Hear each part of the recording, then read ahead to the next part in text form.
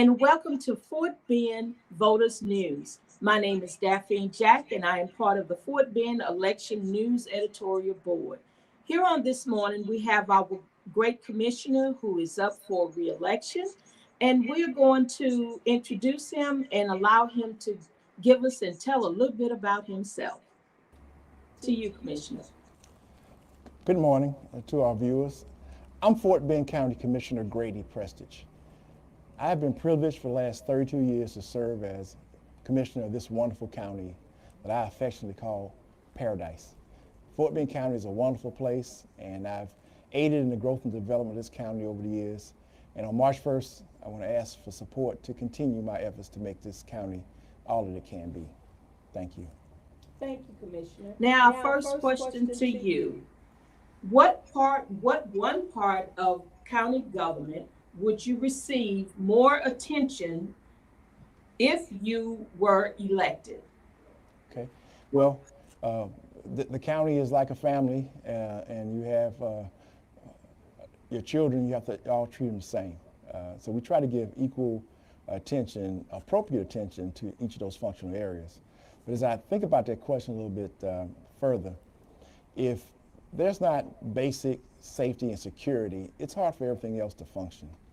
It's hard to have good roads if folks don't want to live there.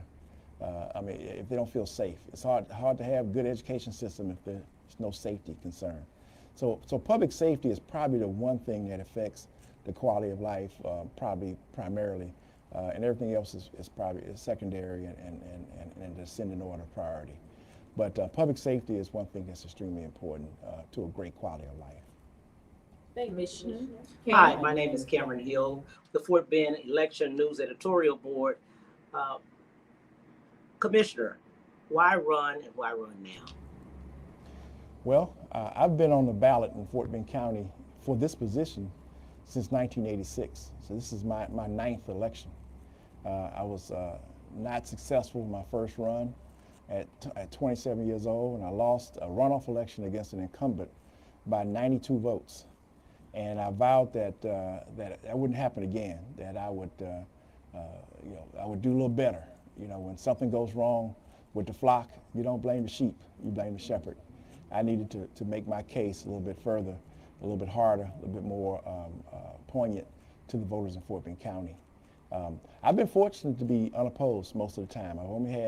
Before this election, I've only had one person to run against me in 32 years, and that's a humbling fact, and that I take real seriously. I want to continue to earn the trust of the voters in Fort Bend County.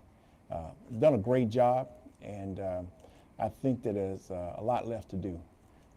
We're at a point now where we've transitioned from a rural county to an urban county with urban problems and urban concerns, and it's going to take smart, effective solutions to move us forward. Thank you. All right, another question for you, Commissioner. Should any part of the county budget be shielded from cuts? If so, what area?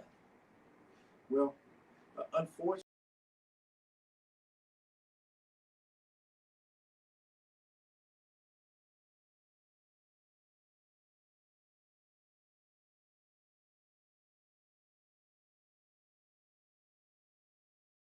we can only do what the state constitution and its statutes say we can do.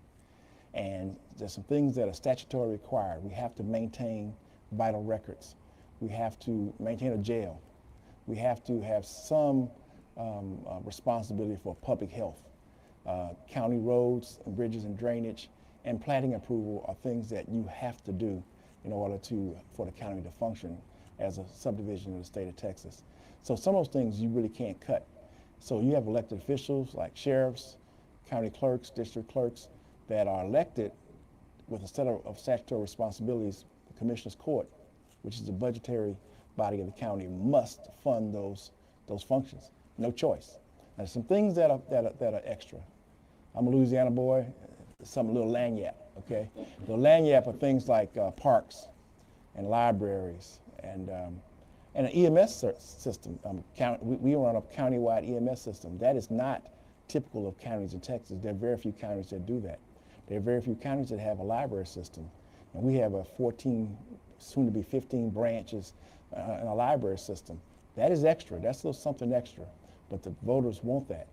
So, but I go back to a comment I had earlier about what's vital and essential of those lists of statutory things that we have to do but need to be done at a higher level to ensure that it doesn't impede growth and development would be public safety.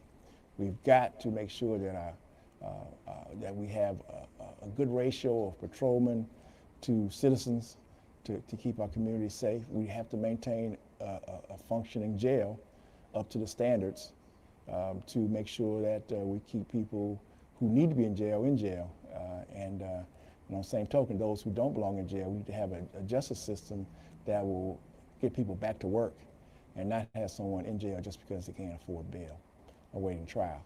So public safety is very, very important. Yes, the state of Texas put us in a very precarious situation. A few years ago, they imposed a 3.5% revenue cap.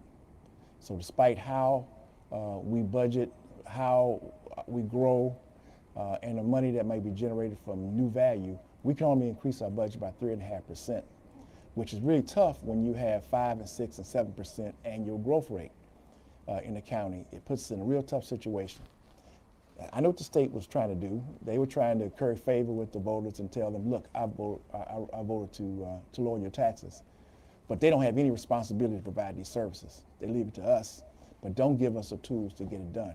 So the challenges we have coming up pretty soon right now are how are we going to fund the public services necessary to handle a growing population without having all the resources necessary to do so. It makes us have to be very, very creative and innovative to try to get this done. But we have a tough road to hoe unless the law changes. Commissioner Cameron, you have any other questions? I do. There's an additional question. I'd like you to expand on what you just said. Going into Fort Bend County, there's some challenges. And in those challenges, let's expand on the challenges and how would you address those? Okay. Well, some of the Challenges I'll point out is that we have this reputation as being an opulent place where people live in expensive homes and drive nice cars and have pristine schools that perform at a high level. But that's not all there's to say about Fort Bend County. We've got pockets of poverty. We got some situations in Fort Bend County that if you were blindfolded and taken there, you'd swear you were in a third world country or in Appalachia at best. And a great county addresses those situations. Everybody has to participate in the good quality of life. So I've committed myself over my tenure to eradicate those situations. When I came in office, there were 3 predominant areas in Fort Bend County where there was no public water and sewer service, none. And some of these areas are nestled up against, very expensive subdivisions. And if you think that you live in those subdivisions and that the people who live next door to you who live in squalid conditions don't affect you, you're wrong. Because those kids sit next to your kids in class, they walk by you, they're trying to survive and make a better life for their families, and it brings the whole quality of life for everybody down if everybody isn't averaged up. So I've been fortunate enough to build a couple of water sewer systems and participate in the building of a 3rd water and sewer system. I mean, you had situations where people had homes with a pipe running out of the back of the trailer into the field, raw sewage. Had inadequate water wells, and you had water wells and septic systems right there next to one another. Totally unsafe and unsanitary situation. Now that was caused by the fact that the state of Texas, as a property rights state, and as one that limits the authority of county government to regulate development, didn't allow us to do a number of things. I mean, little known fact that in the unincorporated area of the county, you can start building something without getting a building permit. There's absolutely nothing the county can do. You can build anything you want, wherever you want. That's Texas law. Texas is a property rights state. And I guess their attitude is that if you want to live under rules and regulations, go live in the city. But if you want to live out in the county and do your own thing, you have that right. That makes it tough for a county like Fort Bend that has smaller cities and a whole lot of unincorporated area. We have been fortunate to a certain extent that there were big tracts of land that were easy to acquire, and developers would build nice planned communities. But there's a lot of folks that are left behind, and I've been fortunate enough to work to eradicate those situations in my tenure in office. Thank you, Commissioner. So now, in closing, what would you want to tell the voters? Don't change horses in the middle of the stream. I've done a great job, and if I were unmotivated, complacent, and lost sight of my core mission, or lost sight of who put me here and what they expect of me, then it'd be time to get me out of here. I wouldn't even vote for myself. But that's not the case. I'm at the top of my game. You won't find a more capable, committed, hardworking professional than Grady Prestidge. I've got a good reputation. I've got an opportunity and had an opportunity to mentor all the new elected officials that come in. And I'm the longest serving public official in the history of Fort Bend County. And I'm not even the oldest member on Commissioner's Court. So I've got a little gas left in the tank, and I'd like you to give me a chance to continue to do things that are good for the citizens of Fort Bend County and make us the true place that I call paradise. Thank you very much, Commissioner.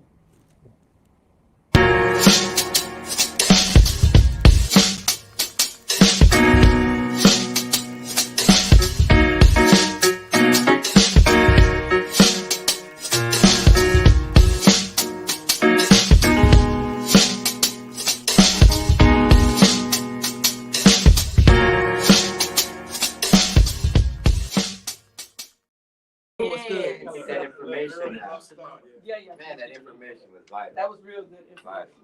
Vital, vital.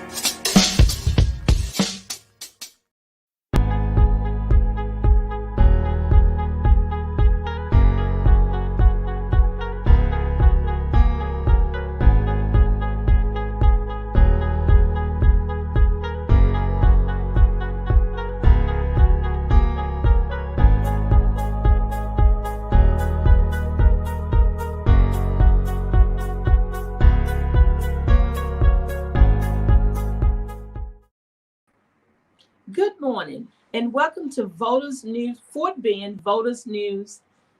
Voters News. Sorry about that. Anyway, so we would like to welcome you. My name is Daphne Jack, and I'm part of the Fort Bend Election News Editorial Board. And we have here on this morning our judge who's running for re-election. Go ahead, Judge, and introduce yourself, please. Well, I'm Judge Robert Rolnick. I am the presiding judge of the 458th District Court and running for re-election. In terms of my background, of course, I'm an attorney. I've been licensed for 45 years, so that's a pretty good long period of time.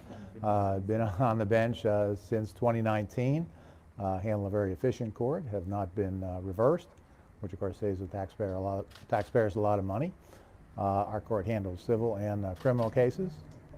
I'm board certified in personal injury trial law, which is an important qualification that only 2% of the attorneys in Texas have that qualification. And I would very much appreciate being reelected. I enjoy serving the county, and would appreciate your vote. So go ahead, ma'am. Thank you, All Judge. right. So we're going to go ahead with the first question. All right. And because of our atmosphere that is going on right now, what are the biggest changes you think we need to make to our justice system? Well, the key thing, of course, is always cost. It's extremely important for civil litigants. You know, the cost is just extraordinary for the average person to get access to the courts. In terms of the criminal jurisdiction, you know, we do have, of course, court-appointed attorneys, and they are certainly very helpful, and some are very, very good.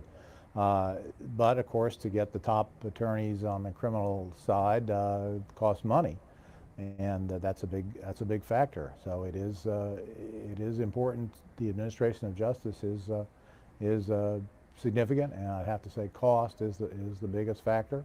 As you know, on the criminal side, bonds, of course, are a big factor. People are innocent until proven guilty, but sometimes you know, the crime is so serious that you're setting bonds where it's difficult for people to bond out of jail, and so I think that would be my response. All right, thank you. Okay. Sam, go ahead. Sounds good. I'm Cameron.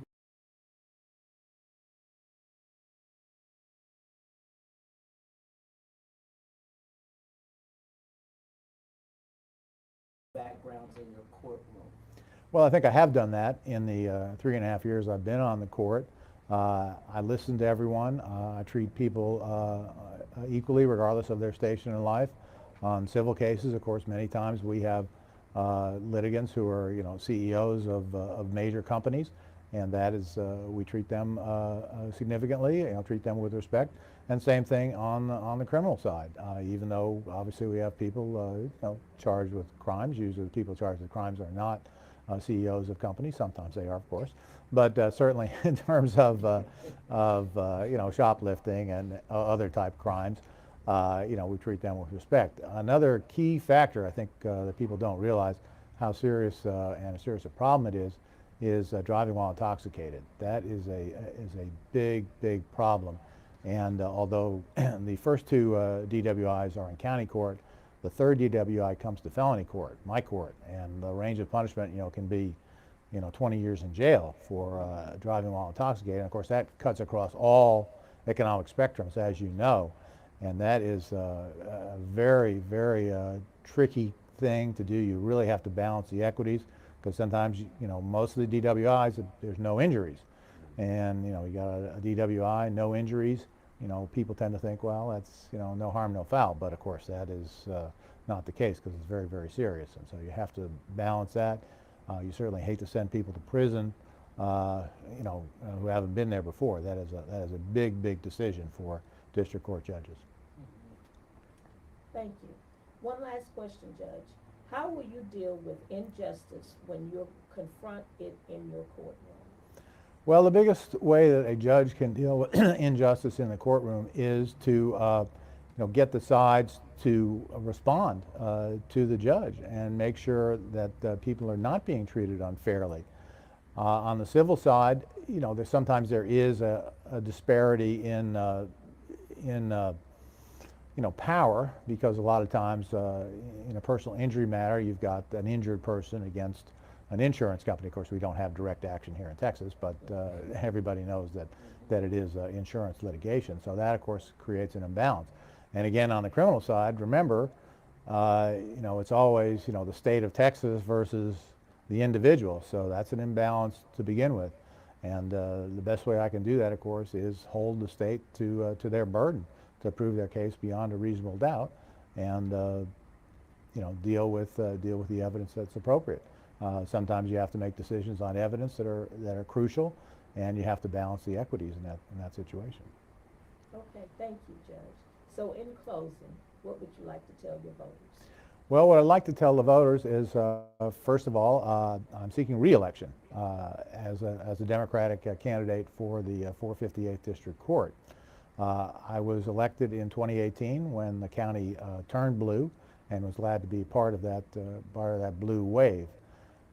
In terms of running for re-election, I'm standing on my record. In the 3 years I've been on the court, I have handled all the cases that have come before me, try cases as expeditiously as I possibly can. I respect the time of the jurors.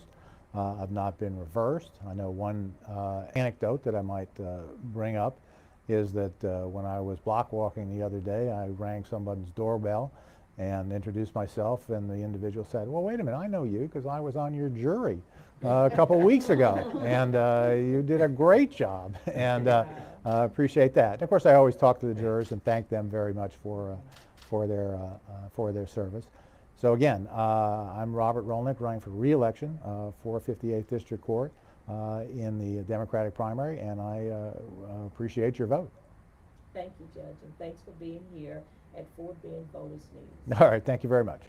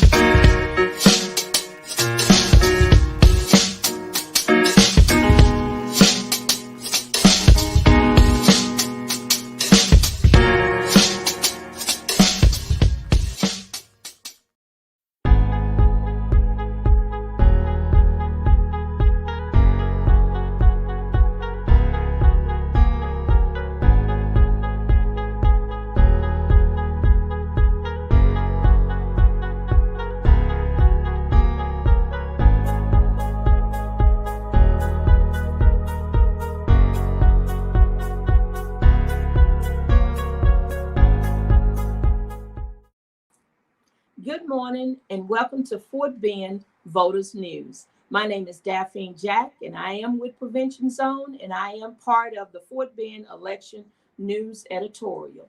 We have our candidate here, Mr. Blackman, and he's running for commissioner. And so, Mr. Blackman, would you like to give us an introduction about who you are? Absolutely. Good morning. Thank you for having me here. My name is Larry Blackman, and I am at least 35-year resident here in Fort Bend. I taught school. Taught at Dulles High School and Willow Ridge High School, and had a lot of major players that came through me being a teacher and coach. And I really enjoyed that time being there. My education is from Texas Southern University for my master's in planning and urban planning and also public administration. And I got my bachelor's degree from Lamar University, proud graduate of Jack Yates Senior High.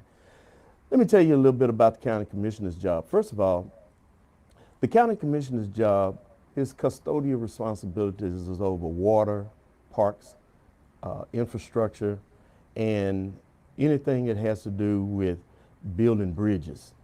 So with that being said, a lot of things come into play with that. It's a very important position. One is the fact that you have to make sure you have the proper egress, ingress to your neighborhoods, going in and out of your communities, and you have to make sure that those roads are clear. So as your new county commissioner, I'm going to make sure that we identify and qualify air, water, and soil to make sure that it's clean for clean living. We're going to make sure that people have safe in and out of their neighborhoods, and we're going to make sure we have clean drinking water. Thank you. First question. Do you plan to promote any changes to existing taxes? If so, and why? What we have to do is look at whatever the budget is going to be at that particular time. Now, as far as any budgetary constraints, you're going to have to work with let me say this, we have 7 cities within Precinct 2. And in those 7 cities, we're going to have to work within the comprehensive plan for each one of those cities in order to accommodate them in regards to disaster response. We're going to have to work with them as far as educational opportunities and employment opportunities. So whatever the city comprehensive plan say, we're going to try to work with that to make sure that it happens. All right, Kat. Sounds great. My name is Cameron Hill, Fort Bend Election News Editorial Board. I'm part of candidate for commissioner. Why are you running, and why are you running now? Well, I'm running now because first of all, the person that's been there 32 years, and it's just time for a change. And when I say it's just time for a change, what I mean is that a lot of the areas in those categories have gone stagnant. Sometimes people can be a little complacent. Sometimes they can just miss the mark, just not see it. But I'm running because I know I have the expertise. I was placed on the 3 boards by Mayor Lee P. Brown. I was on the industrial board with the city of Houston, the higher education board, and also the health facilities. And as being a director for over 20 years in those 3 capacities as director, I learned and I found out all of the things that we need to do, that I need to do in order to enhance and increase the value of our neighborhood and our communities. Thank you. So on this question here, what is your experience with preparing and authorizing budgets? Well, I think I spoke a little too soon on that, but preparing and authorizing budgets, I didn't know that question was coming up on that, but I would have waited until I said that. But that's okay. But being as a director, that in dealing with those 3 boards that I just mentioned, we dealt with over $500 million as far as getting medical in the medical area to the medical center. And so that's been my experience. I also interned and worked for the city manager in Galveston when they were going into transition. So I learned the budget, I learned the budgetary constraints, I learned how we had to work with the budget in regards to dealing with state and local laws. So I have that experience, and most proudly, I was also myself and another lady from Jack Yates, when they HISD had the bond, we dealt with the $500 million bond issue from HISD to build a new Jack Yates High School that was there. Very good. Cam, you have any other questions? One more question. What do you see as far as we talked about it a little bit earlier about the challenges with Fort Bend County, and how will you address those? We have a lot of challenges, Cam. Nothing that we can't handle, nothing that we can't deal with. We have our parks in Precinct 2 need to look like the parks in Precinct 1, 3, and 4. Right now, they are run down. It's looking bad. Our infrastructure is crumbling. Our streets in Precinct 2 is crumbling. The roads on the side of the roads, it looks like Never Land. And so those are the challenges, but it's nothing that we can't address. So some of the things, as a matter of fact, I talked to one of the planners with Missouri City in regards to zoning. And some areas we're going to have to repurpose and rezone those areas for the promising purposes that we need heading to the future. And I'm more than capable of doing that. Thank you, Commissioner, soon to be Commissioner. Oh, that's, I'm just claiming it now. Commissioner's good. In closing, what would you tell the voters? Well, first of all, let me say this. My birthday is February 13th, and the first day of voting is February 14th. And the very best birthday present that you could give me, and Valentine's, is to vote for Larry Blackman on that day. The other thing that I'd like to say is that we have the people that I appeal to are the Gen X and millennials, because of course they were my former students. But there's hope, and there's it's a bit of a challenge, but I prepared them just like I was prepared. I used to take them to City Hall. I used to take them to Washington, D.C., and also to Austin to expose them to all government-related things that can help them enhance their community. So in closing, I can say that the challenge is there, but we are ready for the challenge. We're prepared, and it's just time for a change. And we can do that with your help, with your blessings, with your prayers, and with the communication that you can give to everybody around, that we can save our community. We have a big problem right now with the encroachment of warehouse encroachment coming into bringing down our property values. We're turning into an industrial wasteland, and we moved to the area because we thought we were moving into a bedroom community. So we need at least two grocery stores. I know that's what the community wants, and we're going to get that. We want somewhere where we can sit down and have dinner and don't have to go across town, and we can bring that to all those people with the income and the education in Precinct 2 in Fort Bend County. And I'll be glad to be that person to preside over that particular position as County Commissioner. Thank you, Mr. Blackman, for being here at the Fort Bend Voters News, and good luck to you. Well, thank you very much, and thank you for having me.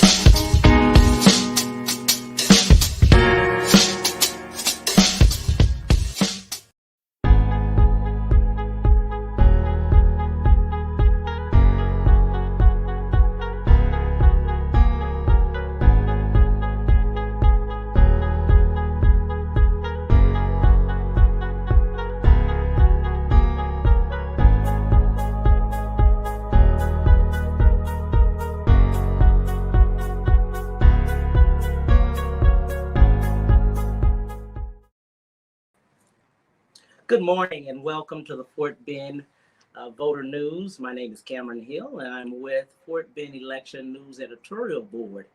And on today we have the candidate with us. Please introduce yourself and let us know why you're running. My name is Tyra McCollum, and I am here running and introducing myself, asking you to choose me as the next judge of Fort Bend County Court at Law number 2. I'm running because I have been a prosecutor in Fort Bend County for 24 years, 25th anniversary in June. And over those years, as the chief now of the juvenile division in the DA's office, I've had an opportunity to be in those courts, in all of the county courts at law. I know the work that the county courts do. I know the work that the county courts need.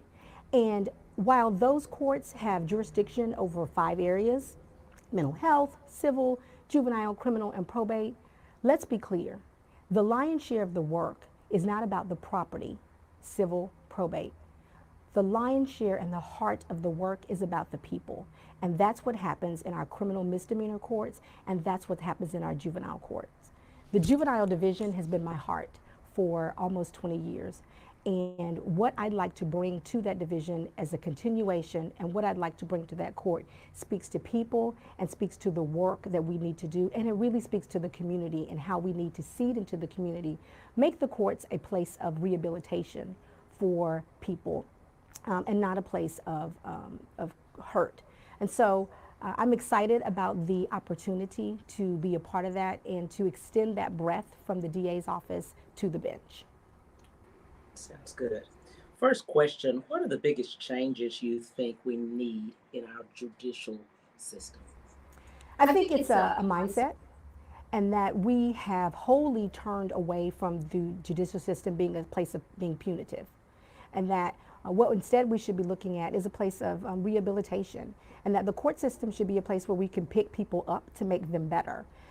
But make no mistake about it, when we are hurt, particularly some communities, we deserve that platform too. We deserve a place of justice for our hurt.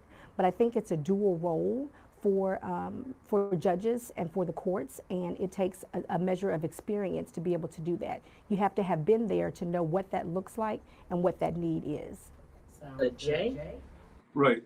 Hi, my name is Jay Malhotra, and I'm the publisher of Indo-American News here in Houston, as well as Indo-American News Radio, where a radio show comes on every Saturday. I'd love to have you on our show sometime. Thank you. So I was listening with interest to what you just described as your experience in the courts, as in the DA's office. And you mentioned punitive and some of the hurt and that you've seen.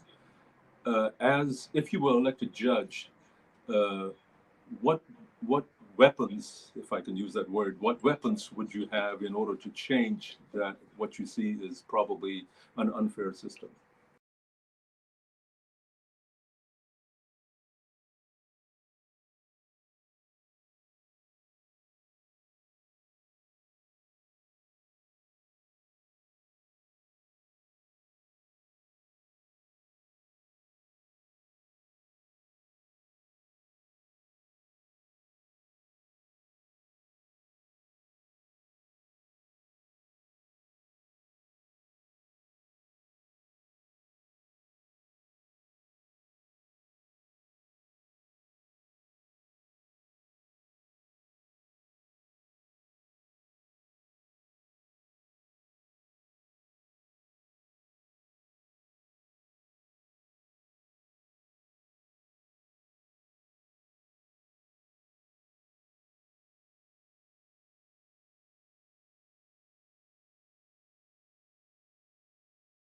In that landscape, having been in that platform, to know what tools are available to you to use. And so, but I don't back off of the idea that there have been communities that have been hurt by wrongs in the community. I see that as a prosecutor. And so one of my jobs is to be an advocate for victims. And particularly in communities that have not had justice as they see it, the court has a unique opportunity to be that sense of justice for those communities too. Can I have a follow-up to that? Yes, absolutely. So what kind of success rates have you seen in this? I mean, you mentioned certain ideas, some certain programs that you've seen diversionary times. What is the success rate, the outcome of this? So the numbers will ultimately bear the story. And our programs are fairly new, but I think what we're seeing is that if we know that, for example, vaping, right, that is a big thing with our young people. What we know is that, well, are they vaping because they really want to do that? Because it's in fad, it's in fashion, is it cool? They're experimenting. I think when we intervene, we get in early. That's when we have the opportunity to correct and turn. The numbers will bear out how we correct and turn behavior.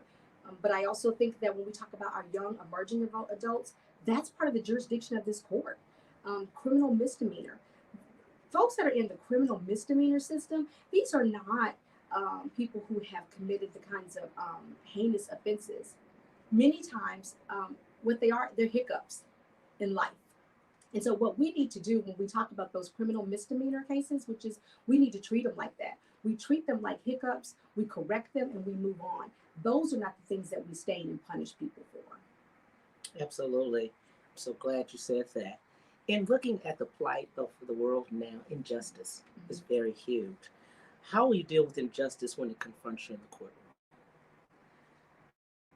That is, so that's where that background comes from, because I've had an opportunity to see it on both ways. I've had the opportunity to argue it as a litigator and argue about what is justice and what justice looks like. And I think that to offer a cookie cutter response that I can't throw out the phrases inequity and equality and fairness, because those are just terms until you make them tangible, until you make them real. And so I think what justice looks like, what fairness looks like, what equity looks like is very personal. And I think that's uniquely what the judge has the opportunity to do. And you do that case by case and person by person. And it means you have to take the time to invest in each one of those. I love the idea that I have on my wall a cork board that has pictures of victims and pictures of people that through the court system I touch, and the letters. I keep each and every one of them. And it is because, yeah, we can save in a big group. We can save as a whole landscape, but where we really make the difference is when we touch them one by one. And I believe that is that kind of passion. You ask about it, ask about me. That kind of passion is to touch one by one.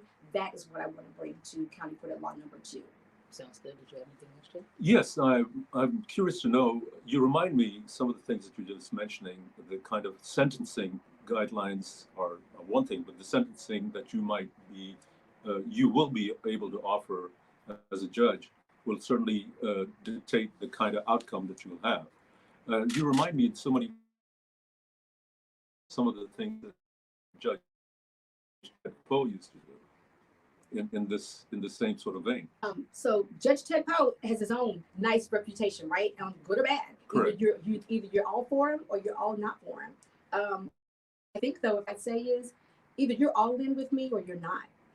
And that is because I believe what I believe so firmly.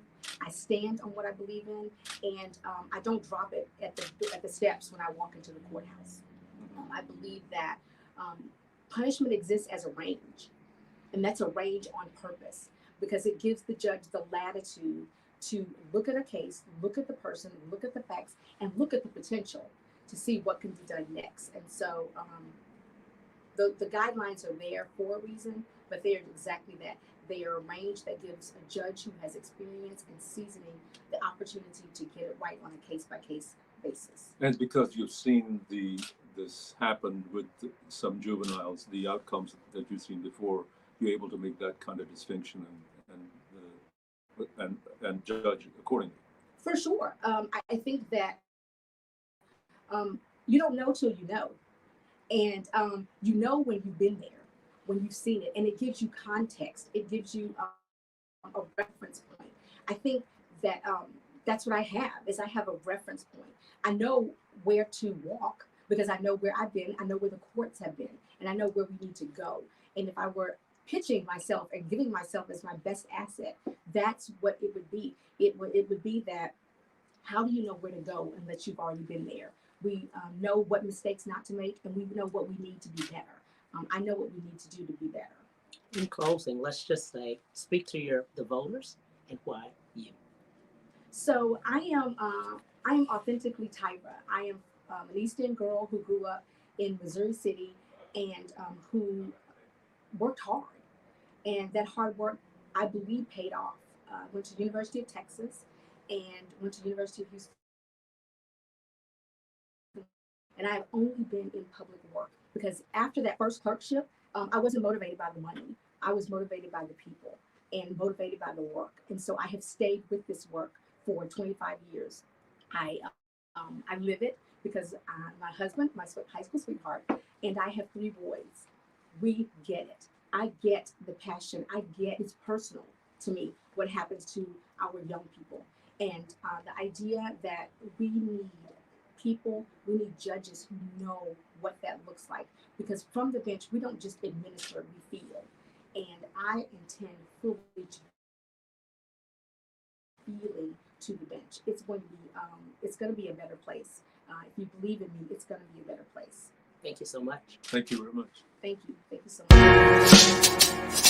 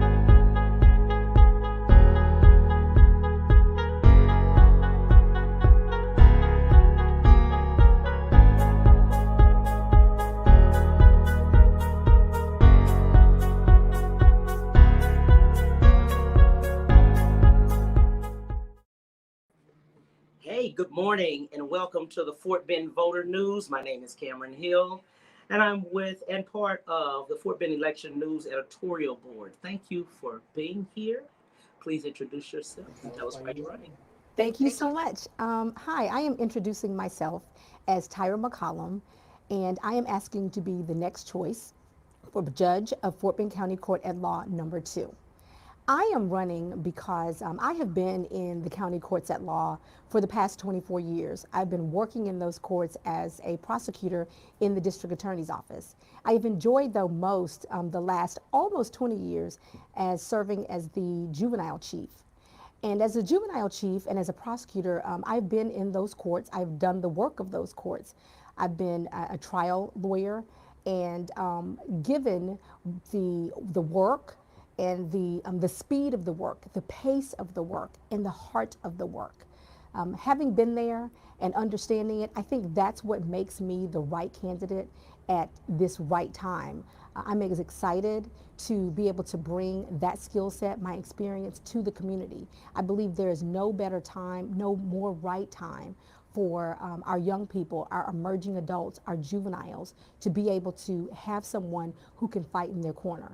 And then the last thing that I would say about the why that I'm running is that I'm a product of what this community is. Having been from the East End, I know what those courts need. The courts, while they have civil, probate, mental health, juvenile, and criminal, there's the property work of the court, but then there's the people work of the court.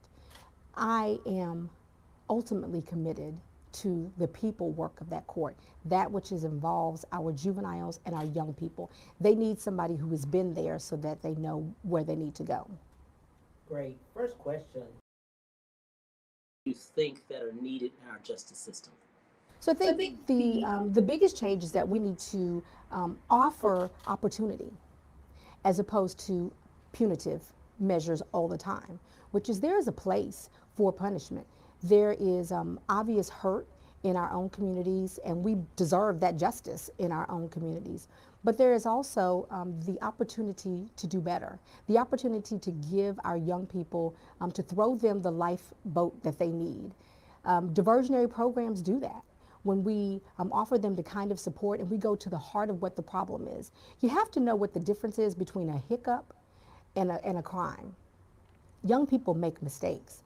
And when we make mistakes, we need to use the court system as a place of rehabilitation and a place of restoration as opposed to a place of punishment.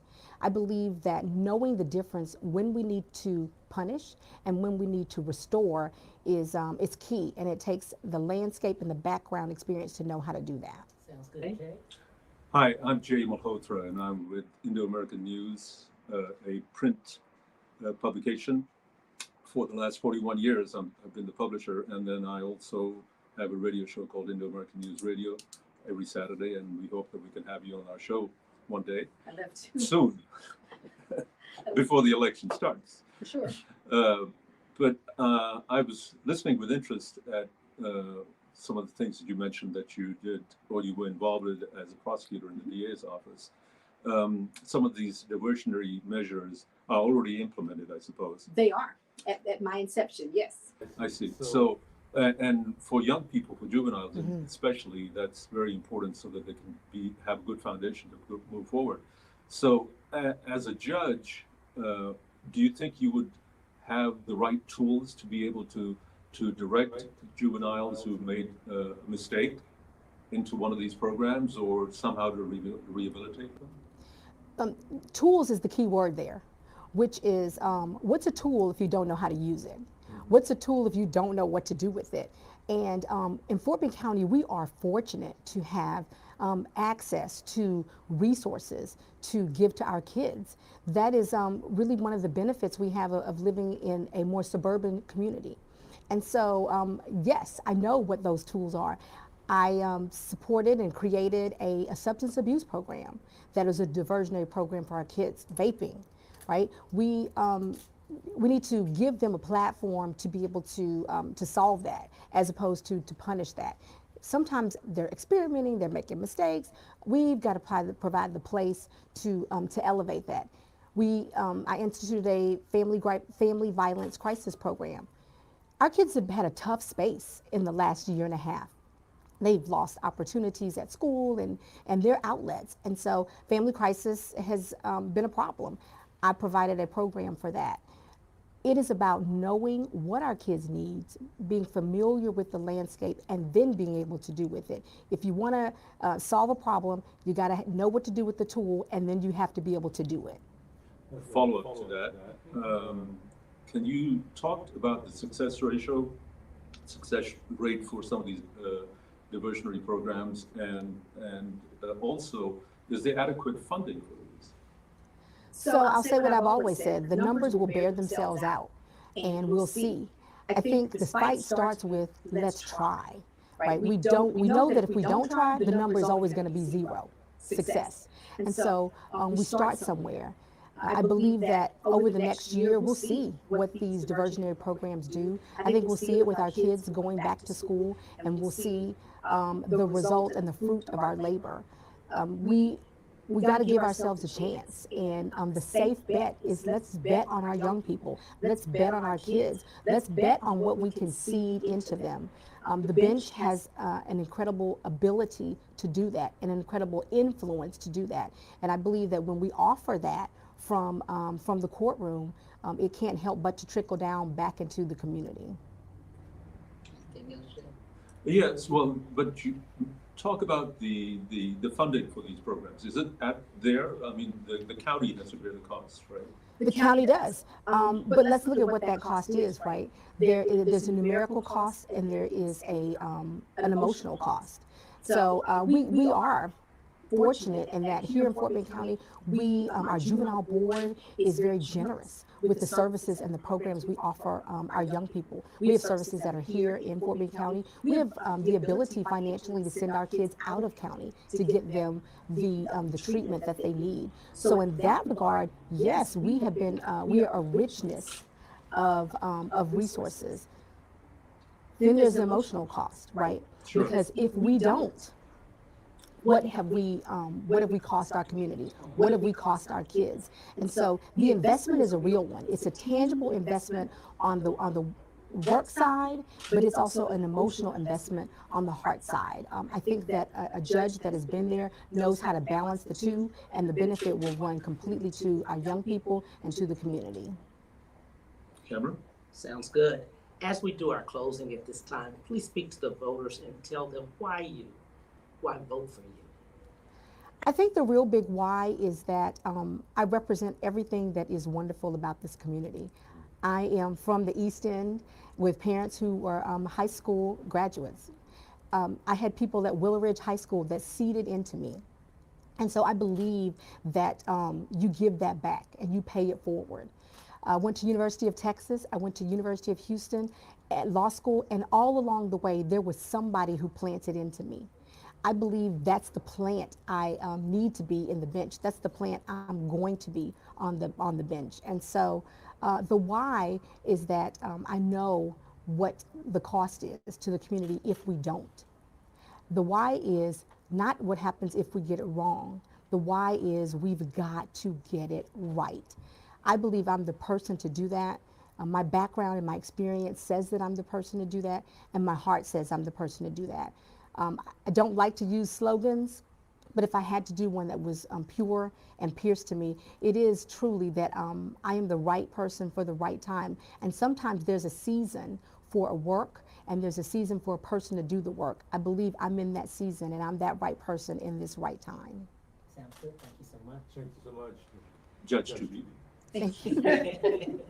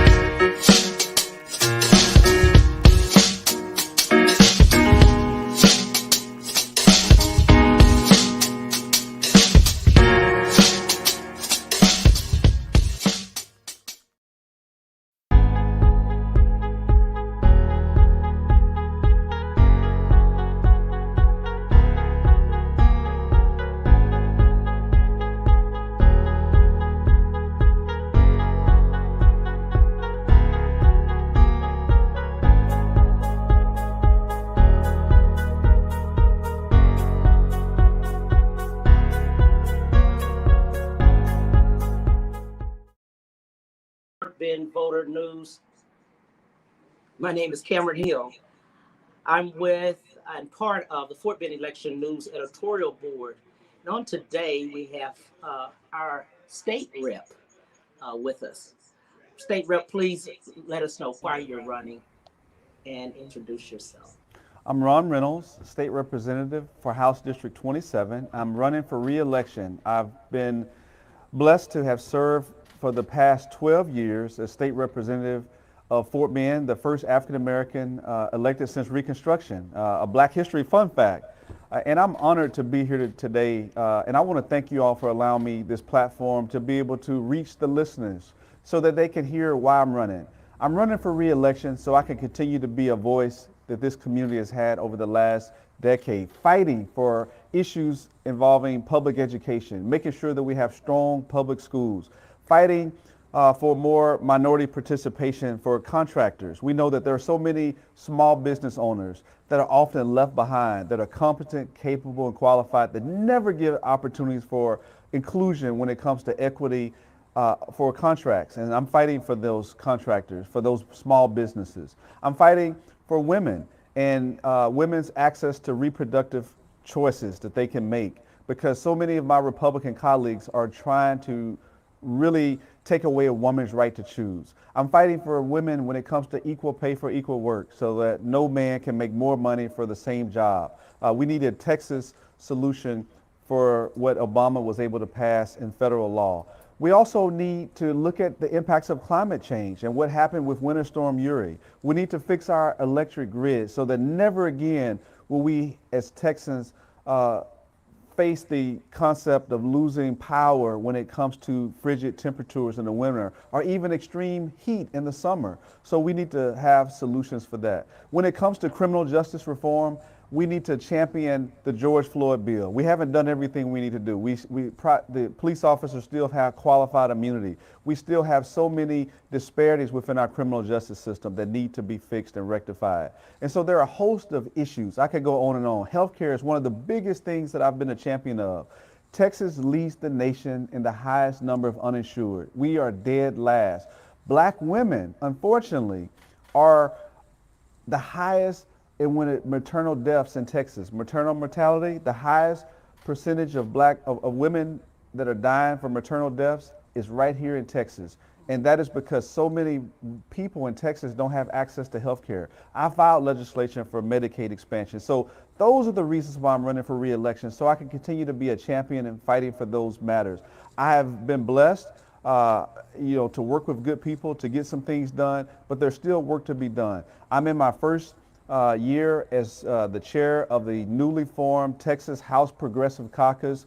I'm the vice chair of the Texas Legislative Black Caucus, and I'm using these leadership roles to advance these issues, to have a platform to bring these issues front and center so that we can pass good legislation for working families in Texas. And finally, we need a livable wage in Texas. We need to raise the minimum wage to $15 an hour. Texas is still $7.25. I don't know anybody that can make it and support themselves on $7.25, even if you work full time. So I'm fighting to raise the minimum wage to at least $15 an hour to give people a livable wage in this state, to go with the rising cost of inflation, to go with the rising cost of goods and services, the gas and a carton of milk. And so I'm fighting for the working families, not the big corporations. They have plenty of lobbyists, but we need people that can fight for everyday working families in this state, and that is why I'm running for re-election. That's good. Jay? Hi, my name is Jay Malhotra, and I'm the publisher of Indo-American News, a print weekly. We've been in business for 41 years, and then also I am the host of Indo-American News Radio on Saturday mornings. While I was listening to you, I couldn't help but think that Texas Democrats in the House have been marginalized fairly well by the Republicans. And a lot of the ideas and causes that they want to expand on have been thrown by the wayside simply because of the majority voting system. So in light of that, I would think that they feel very stymied. Isn't that a little discouraging to you to move forward this way? There has to be a different path, but maybe a different way to get some of your agenda passed.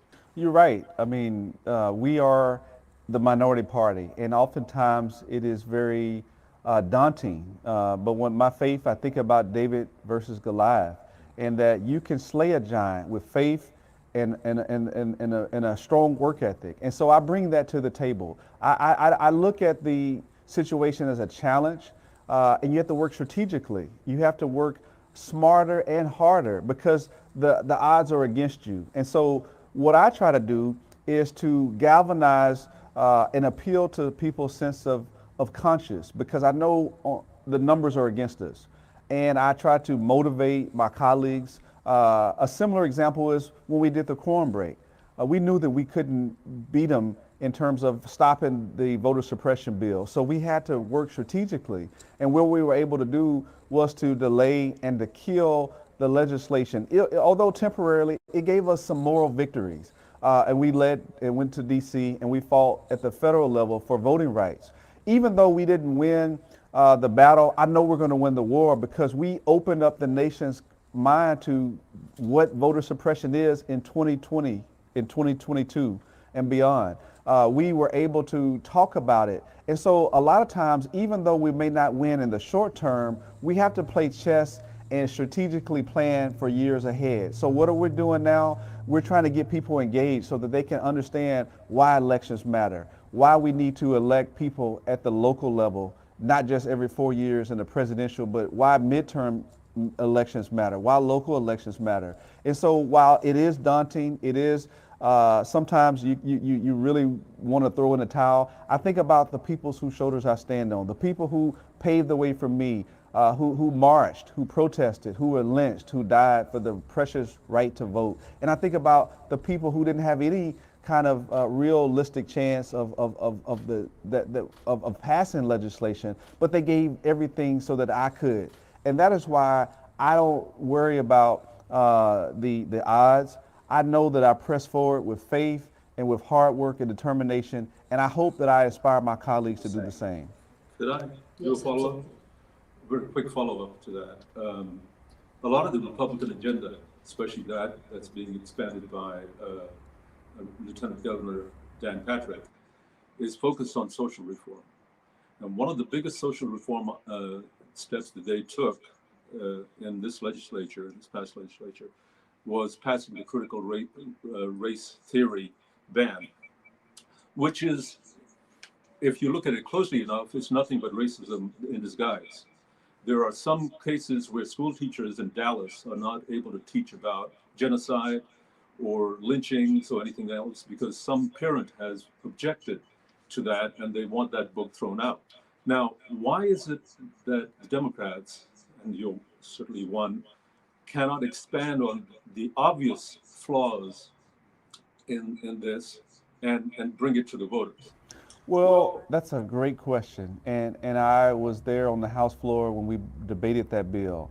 And it broke my heart because what my Republican colleagues are attempting to do in this post-Trump era is to whitewash our history, to change the narrative and the paradigm from the atrocities of the past, the Holocaust, slavery, such, they don't even want to talk about LGBTQ issues. And what they're trying to do is to take the books and the teaching methodologies of teachers and etch a sketch it, act like it didn't happen, because they say that they don't want these children to be indoctrinated or to have white guilt or white shame. And so effectively what they're doing is really trying to alter history. We know that we have a long history in this country of racism and segregation and slavery and other things, but the only way that we don't repeat our history is we learn from it, and they are trying to take that away. And so to answer your question, the only thing that we can do is to appeal to you all, the media, to try to educate the public, because we can't win on the House floor. They vote party line. They did that in this, even though the teachers and the educators said this is bad, this is not the course we want to go in this state. We heard from education experts, subject matter experts. They threw it all out because they had a partisan objective, was to pass this legislation as part of the Trump agenda. That is unfortunate. And so what we have to do is to continue to appeal to the media, to educate the masses so that they vote and they vote their values. So that's the only thing we could do. We had to use the bully pulpit of what we had to educate people on why this is bad. And hopefully the people from Texas, the citizens, will reach out and say, you know what you did with this was wrong, and we're going to vote you out. That is the only thing we can do, is to appeal to the masses, because we don't have the numbers to stop it. We can use every procedural tactic that's in there, but at the end of the day, when the bill hits the floor, they vote party line, they have the numbers, they are able to pass it. Lieutenant Governor, you're right, he's driving this with social issues. He's the leader. He's pushing us farther and farther to the right. No longer are they trying to do what's moderate or what will appeal to independents. They are appealing to the far, far, far right of the Republican base that believes in conspiracy theories, that are anti-vaxxers, that don't believe in science. These are the same people that were saying we shouldn't wear masks. These are the same people that pushed to get us permitless carry. These are the same people that were fighting for the voter suppression bill. So they're going farther and farther to the right and not taking care of the issues that most Texans care about, like keeping the lights on, putting food on the table, access to health care. Those aren't the issues they're caring about. It's the social issues, abortion, guns, and critical race theory. Those were the issues that they were driving, because those are the issues that are leading the far right of the Republican Party. And so we have to continue to appeal to the public and ask citizens to be engaged and to vote. I think that a lot of citizens probably don't understand what the term critical race theory means. The Republicans have done an excellent job of camouflaging that as some sort of statistical gobbledygook. Nobody understands how it will be implemented. But I think you in a position that you are could probably project why it is nothing but racism in disguise.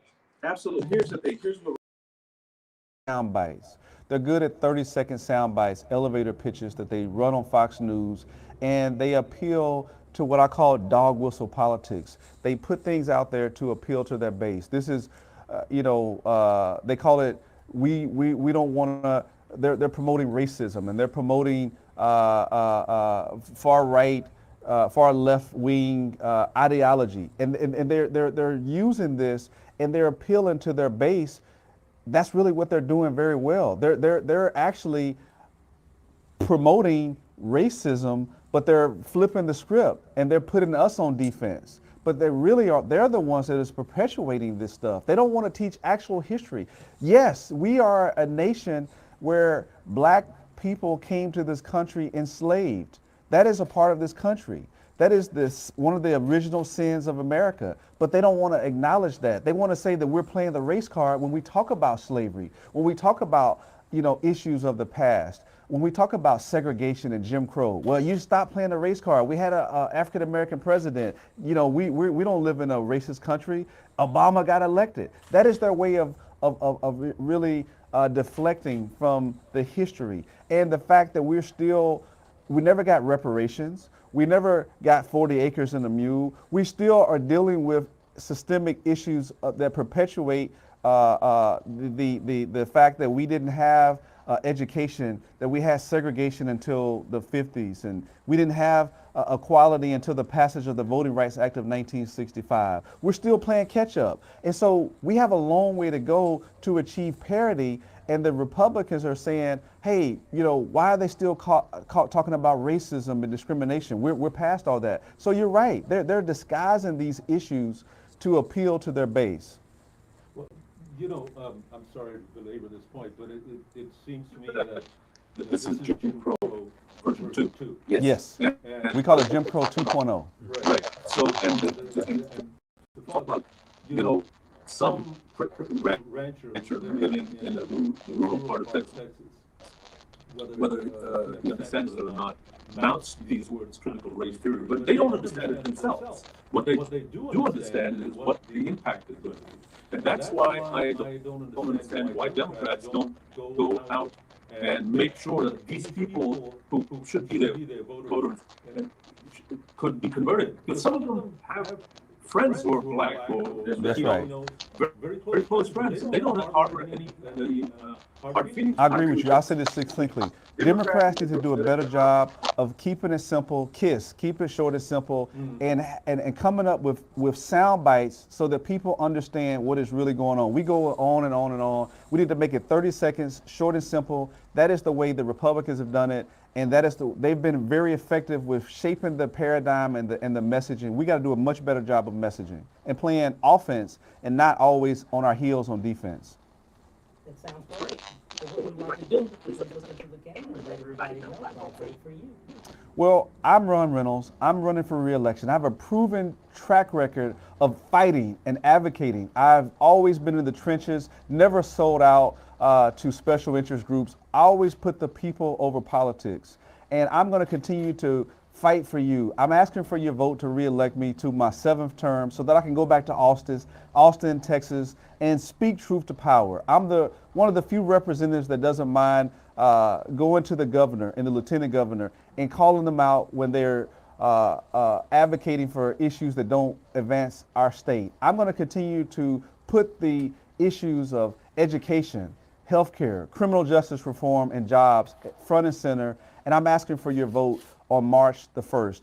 Early voting starts on February the 14th. March 1st is the Democratic primary. I do have a primary opponent, and I would be blessed if you will send me back to Austin so that I can continue to be your state representative. When it comes to issues involving our community, issues of access, I'm always there. Food drives, COVID testing, making sure that people have access to groceries, that people have access to food insecurity, making sure that I promote our local businesses for economic development, making sure that I mentor children at our local schools. I have done everything that I could to make sure that I advocate at the state level to do everything I can to earn your support, and I'm asking for your vote, and I'm asking for your support to send me back to Austin. Thank you so much for allowing me this platform. I never take it for granted. I work each and every day to continue to earn your support and your trust. Thank you so much, and God bless you.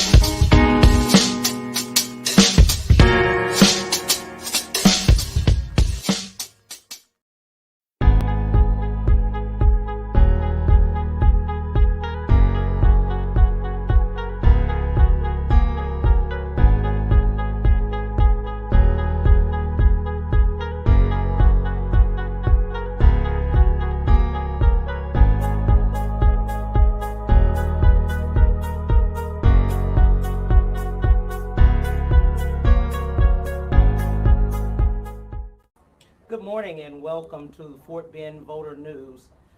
My name is Cameron Hill and I'm a part of the Fort Bend Election News Editorial Board. Judge Wallace, thank you for coming on today. My Please pleasure. introduce yourself and why are you running? Thank you. My name is Judge Toni Wallace, and I am the presiding judge in County Court at Law Number 4. I'm running for re-election for this four-year term because I'm not finished with what I started. And so when I was elected in 2018, I made an oath and a commitment to serve Fort Bend County, and I want to continue to do that. That sounds good. At this time, just first question, Mhm. what are some of the biggest challenges that we continue to face in Fort Bend County justice system? Well, so there's a few things that I would identify as some of the challenges in Fort Bend County. One of them being language and access to justice. It's one thing to open up the courtrooms. It's another to have public defenders that are available for those who can't afford an attorney, and even legal clinics that operate in our county and beyond. But if there's a language barrier, then it doesn't matter how much or how many resources you're giving that person. If they can't communicate to have their cases resolved, then that's a problem. And being one of the most diverse counties in the United States, we have all kinds of communities and communities that are represented, in this county. And so they need to have access to justice.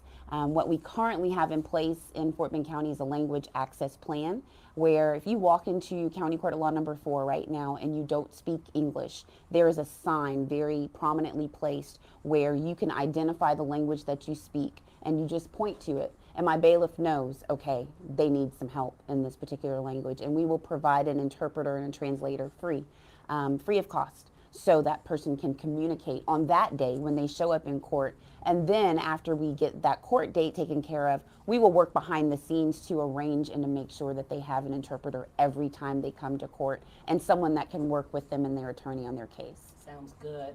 We know that there's injustice in the justice system. Absolutely.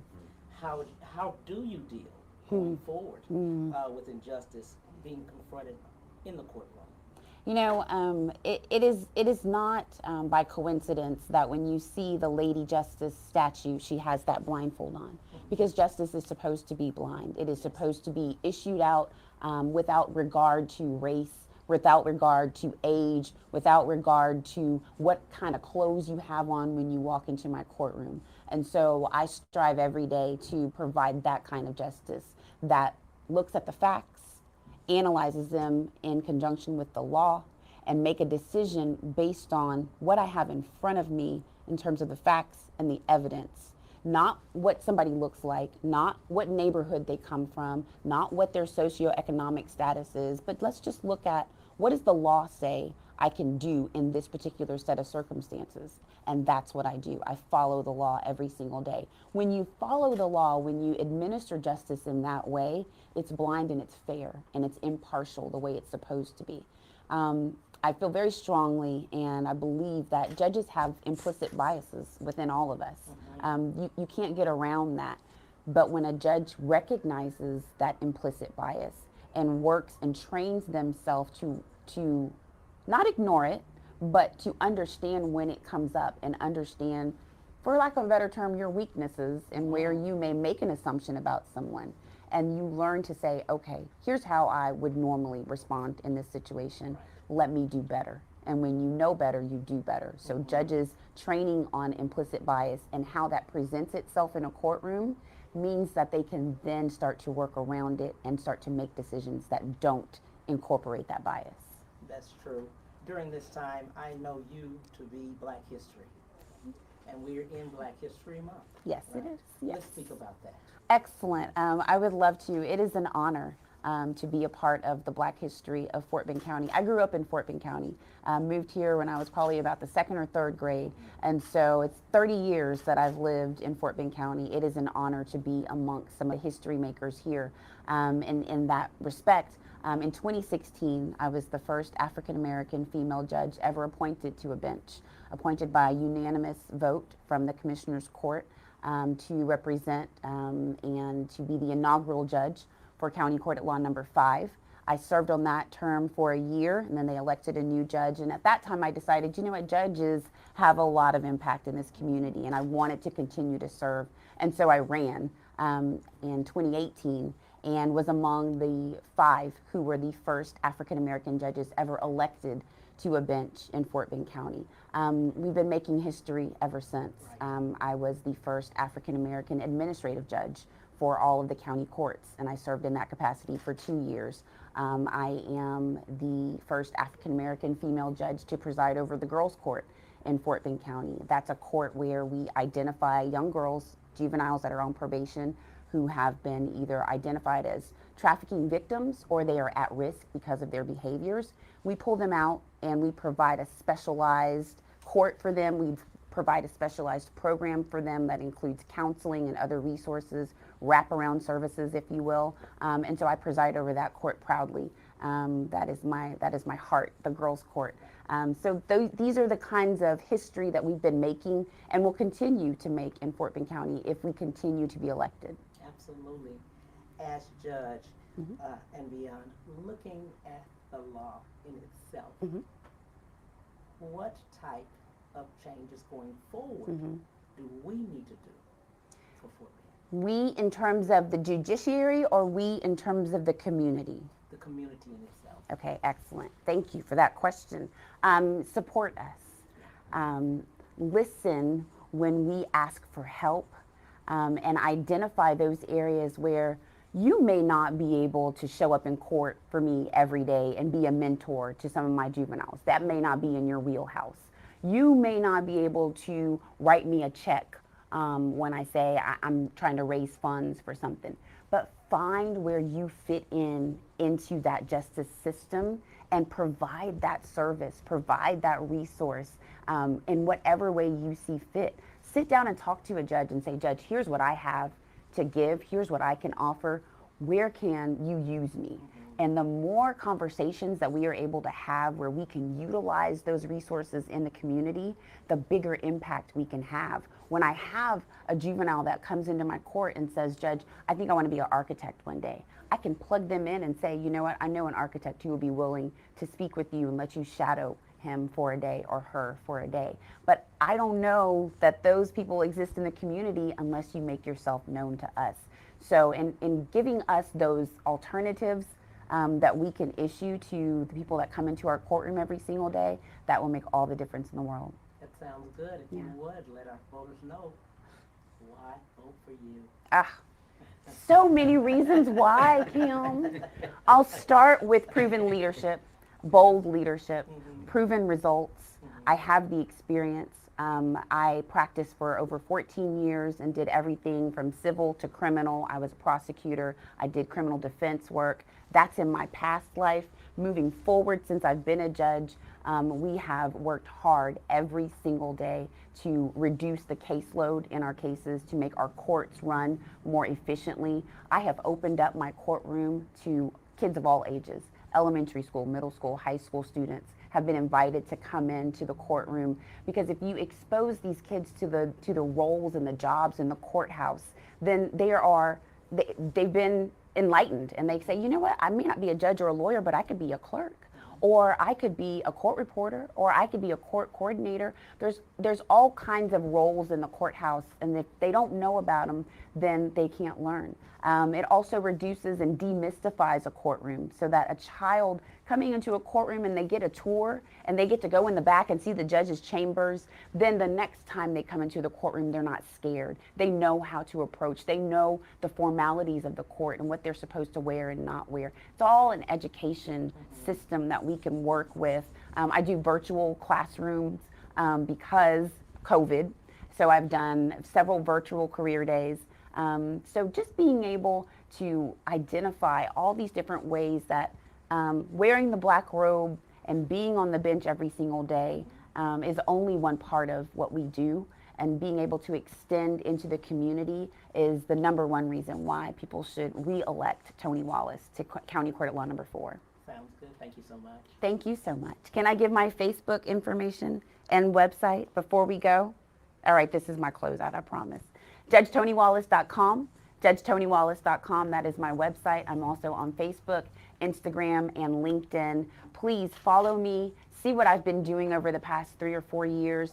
Please, and just let us know how we can continue to serve our community. JudgeTonyWallace.com for County Court at Law number 4. Thank you so much. Thank you.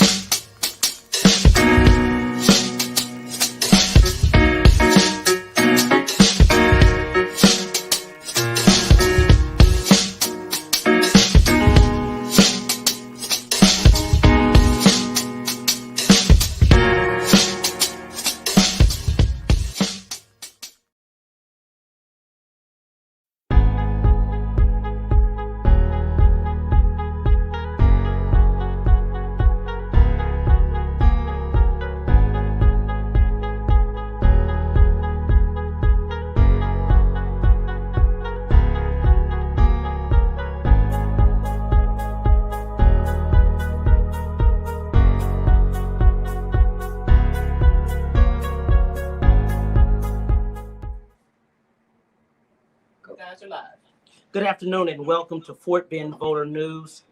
My name is Cameron Hill and I'm a part of the Fort Bend Election News editorial board. Thank you for being with us. Please introduce yourself and why are you running again? Good afternoon, everybody. I'm Cynthia Ginyard, and I am the sitting chairwoman of Fort Bend County Democratic Party. I was first elected in March 2016. Therefore, this is my fourth election. Let me say thank you, Fort Bend, for believing in me for the last 6 years. We have done wonderful things together. This county turned blue in November 2018, and we are looking forward to continuing that success as we move into election 2022. And it's kind of exciting. I'm coming full circle because those who won in 2018 when we turned blue are now running for re-election, and it's kind of exciting to get them re-elected, and that will happen, and I'm happy about it. Sounds good, Bert. Yes, I'm Brian. I've been writing for newspapers in this building in this office for the Fort Bend Star going back to the early 1990s, as well as for Houston News Pages and other publications here beginning then. Thrilled to see you, Ms. Ginyard, and always appreciate your service from public education to public service in the political process. What have you found to be your most daunting challenges in the years leading up to now? If you could elaborate on that for us, we'd be grateful. An ongoing challenge for the county chairwoman is making sure I keep all the sheep in the fold. Often I feel like the shepherd with the hook. Sometimes we say herding cats. You know, it's different when you run an organization because unlike a company, you all come to one building and you get to work out all the kinks and communicate with each other in the same place. That is not true about a county party. You have people all over the county, and you get to come together maybe once a month. So I'm always keeping the fold together. And then when some of the sheep stray away, I'm like, come back. No, we're going to do this. Let's stay focused. So, but you know what? It's a part of it, and it's what I have done in my career as well. So this is just a continuation of the management that I've always had to execute. It's just that the name is politics now. What have you found most rewarding? When one of our officials are elected or is elected and they go into the office and get it settled and they invite me to come and visit them in that role, in that place. I don't know if they know what that makes me feel when I see, I'm at the tax assessor, look at that. I did that. I go in, the district attorney or the courtroom, and one of our judges is there. I can't ever express in words the feeling that I have. And then in addition to that, as they move along in those positions, others acquire positions as a part of their staff or auxiliary staff members. And it's like, wow, well, that was one elected official, but look how many people also benefited from that. And I get selfish and arrogant and I say, I did that. But that's a warm feeling, Bert. It really is. It really is, yeah. That sounds great. In looking at Fort Bend and what we have tackled now, what do we have to look forward to as voters? What do they need to do to re-elect these people? Thank you for asking. The climate. that we are in right now. Friends, let me tell you. I feel like I've been knocked down for the last 6 months with all of the policies and laws that are not favorable. Therefore, we have to fight back. And how do you fight back? You go vote. All elections matter. It doesn't matter if it's March or May or November or one that comes in between. Vote. We need to vote. Let's vote our strength. Yes, your vote matters. Nothing less than the legislative body puts measures in place to decrease and mitigate voting. Do you really think they would do that if your vote didn't matter? Friends, your vote matters, and that is what they know. When you are having an issue, be it at your home, your street, your neighborhood, your community, or your city, who do you call? The President of the United States or a local elected official? Oh, you know the answer to that. Therefore, I rest my case. Presidential elections are important and we need to vote. But how can you tell me that the other elections are not important? You need to have a voice in the process of electing those who you call when something isn't going well. So let us get into the habit of voting every election. We always urge you to vote early. Guess what? What if it's 35 degrees and raining on election day? Who feels like going out then? Aha. Yes. Well, you vote early. You have 11 and a half days, February 14th through February 25th. So if something doesn't go right one day, guess what? You have another day. You wait until election day, that's it. Sometimes some constituents have issues that need to be ironed out with their eligibility and their paperwork. Well, if you vote during the early voting process, you find it out, we find it out, then we are able to work through that process and get you to a point where you're good to go, your vote is on. But if you come at 4 o'clock on election day, it's not a whole lot that we can do. So how do you fight back? We vote, and we vote our strength. You know, there has been a myriad of issues with ballot by mail. And let us not kid ourselves. Remember when our state legislators walked out? This is why. They saw the problems ahead and they tried to do everything that they could to prevent it. But of course, we're not in the majority, so it was not a lot that they could do in the finality of it. Well, guess what? Those chickens have come home to roost. And we've had 50% of ballot by mail applications returned. I moved to Texas in 1981, and I registered to vote when I got here. I have no idea whether I used my Texas driver's license or the last 4 digits of my social when I registered. I just don't know. Well, if I apply for ballot by mail and I put down the TDL, but guess what? I used the social security number when I registered back in 1981, I get rejected because those 2 numbers don't match. But now listen to this.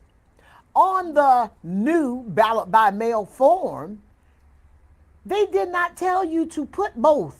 They said put one or the other. If they had said put both, then that problem would have been eliminated. Therefore, it was set up. it is what it is, and I'm not going to cut corners about it. It was set up to mitigate the ballot by mail process. Therefore, my message to you, there are many people who vote by mail because it's a convenience that they have. I don't blame them. But I'm asking you now, if you are able to go to the polls, please go to the polls. Even if you have a physical disability, there is curbside voting. And you let someone know. I took a lady last year, 2020, and those voting machines lift up out of those stands like a laptop. And they bring it out to the car. And if the person is unable to mobilize, then they vote right there in the car, in their seat. So, but if you're able to go to the polls, please go. Then that lessens the number that we're trying to help for those individuals who cannot come out of their homes, or they may be homebound. Also, one other nugget I'd like to leave with you is that you need to take that ballot with you. If you applied for ballot by mail and then you decide, oh, I think I'll just go vote. Well, you have done that all along. And when you got to the polls, the judge looked it up for you and they canceled it out and they allowed you to vote right there at the polls. They can no longer look that up for you, and it is a crime. Oh, I didn't make a mistake. If they do it now, it is a crime. Therefore, if you happen to change your mind and decide, well, I got my ballot by mail, but I'm going to the polls, you must take that ballot with you and give it to them, and then and only then will they be able to cancel you out because they have the proof. www.fbdemocrats.com, FB as in Fort Bend Democrats.com is our website, and you may reach us there. My number is public, 832-444-4073, 832-444-4073. You can find me on the website. You can find me just online. You can find me at the county's website. If you need help in any way, or if you need something, please call or email me, Ginyard, my last name, at sbcglobal.net. And but if you can check with anyone who's connected, they will be able to get you to me. I'm looking forward to you turning out. Valentine's Day, the beginning of early voting. So share some love and then go vote. Or go vote and share some love. Our polls are open from 7 a.m. to 7 p.m. during early voting. That was not always true, but we're grateful working with the elections office that we've been able to secure that. So it's no, well, it closed before I got off work. No. 7 to 7 every day, and of course 7 to 7 on election day. And so you have 2 weeks. 2 weeks. Please don't wait until election day. It's not required. And then Tuesday, election day, of course, polls are open 7 a.m. to 7 p.m. Go vote. Thank you so much. Thank you for having me, and thank you for this partnership. Appreciate it.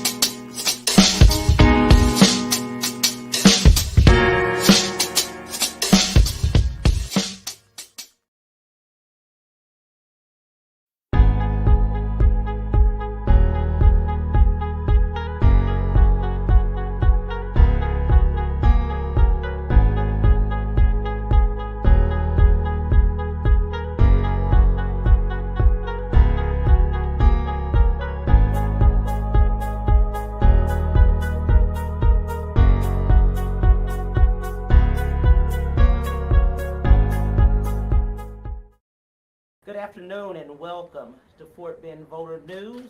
I'm Cameron Hill. I'm with and part of the Fort Bend Election News Editorial Board. Thank you for being with us on today. Oh, thank Please you. introduce yourself and tell us why you're running. Yes, sir. I want to first thank you all for having me here and giving me an opportunity to discuss who I am and my campaign. My name is Hussein Hadi, and I'm a candidate for Justice of the Peace of Precinct 3 here in Fort Bend County. I was born in Alief and grew up here in the Southwest Sugar Land community. My wife grew up here also as a graduate of Hightower, and all three of my boys were born in Sugar Land. I grew up, I don't want to say like many of us, but I was a little troubled and found myself in JP courts and other courts also, and I believe that created the experience that led me to become a lawyer. Now board certified, I've helped over 4,000 families and I've tried over 50 cases to verdict. I know I can bring transparency, efficiency, and a change to our JP court systems. That sounds good. Alexandra? Yes, Mr. Hadi, what is the biggest changes you think we need to make in our justice system? You know, there's a lot of changes that need to be made. One of the most important is what I briefly touched up on, is ensuring that our youth grow with confidence and motivation and not with the fear that they're going to be pushed through the school to jail pipeline system.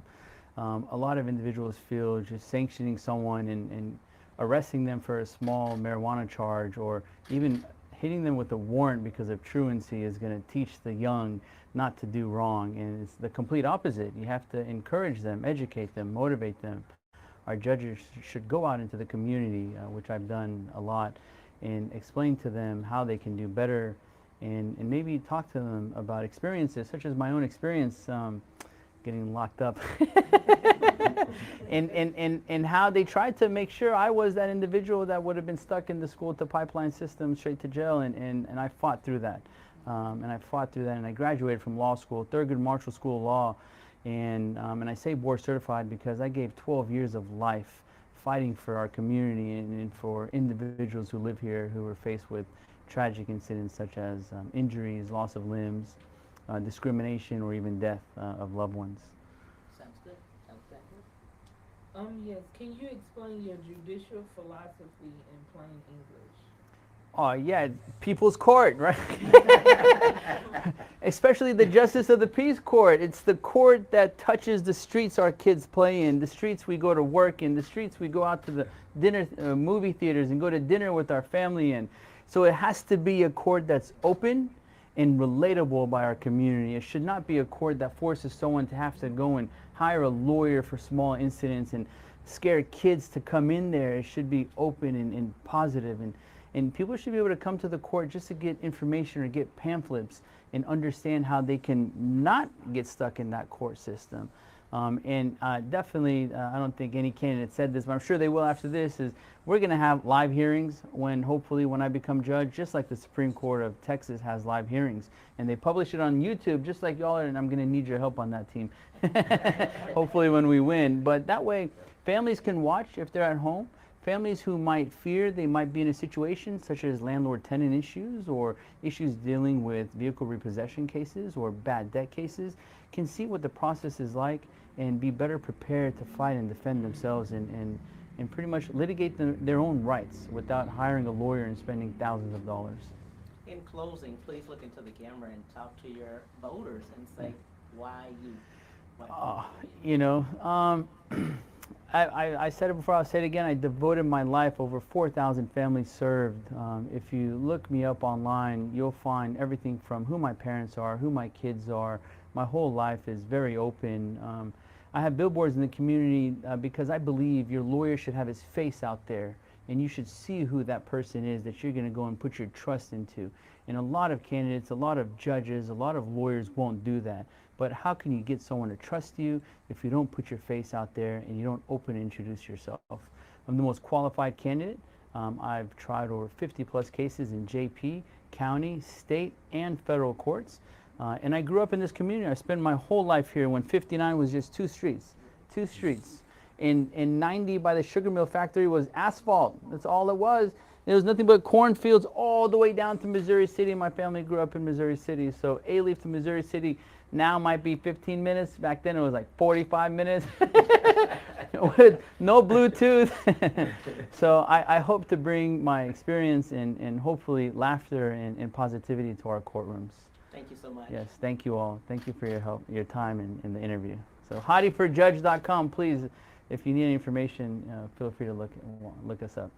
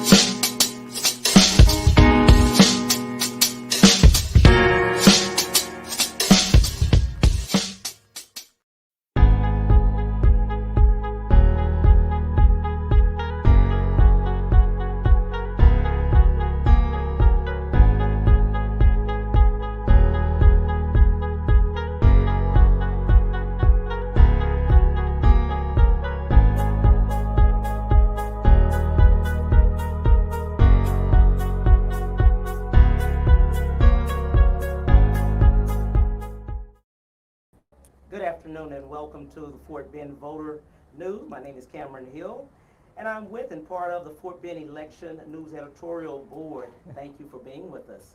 Thank you for having me. Please introduce yourself and tell us why you're running. My name is Patricia David and I'm running for the Justice of the Peace for Precinct 3 in Fort Bend County. And the reason why I'm running because I feel that I have what it takes to provide the community with equity, which is to recognize that each person has a different circumstances that by me giving the opportunity for equal results. Ms. Fleming, first question. Wonderful. Good afternoon. I'm Denise Joshua Fleming with the Fort Bend Election News Editorial Board. My first question to you is going to be, how would you deal or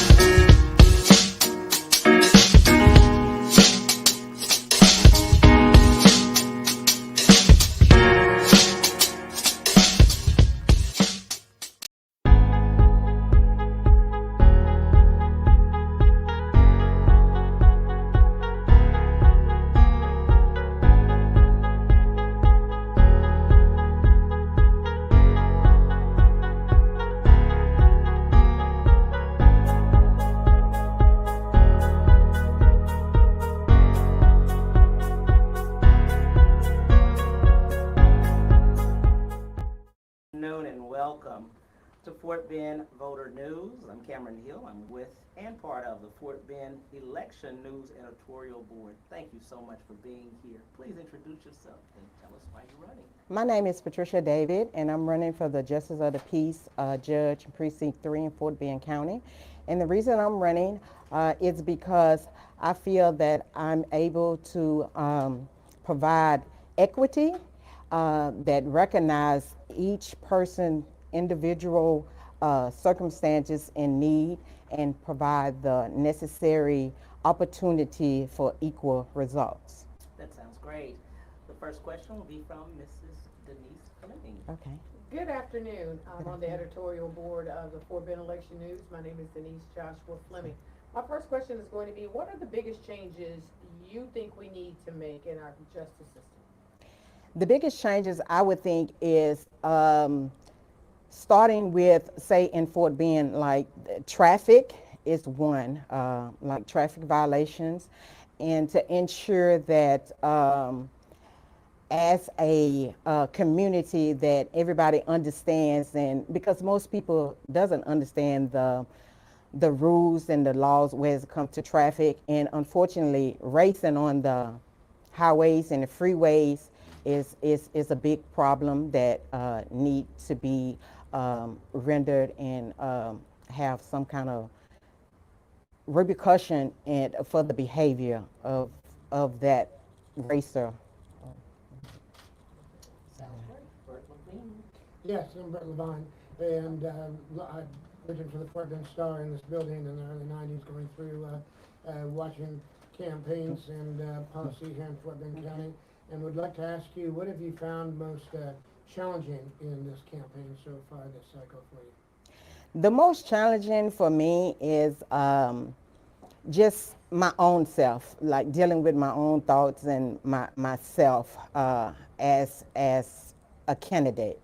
Not to say that I'm doubting myself or anything, but that's my most challenging. Other than that, it's just to ensure that I get out my information as it relates to signs, push cards. Actually, I am in the Star newspaper. And so that has been a bit of a challenge too. Next question is Alexandria Jack. Yes, so what are the biggest changes you think we need to make in our justice system? The biggest changes is, for one, fairness. And with fairness and equity running coherent together, it will make a difference in the justice system. Because in our justice system, we as people in the community are committed to due process, fairness, resilience, and just to know, let the community know that we are here.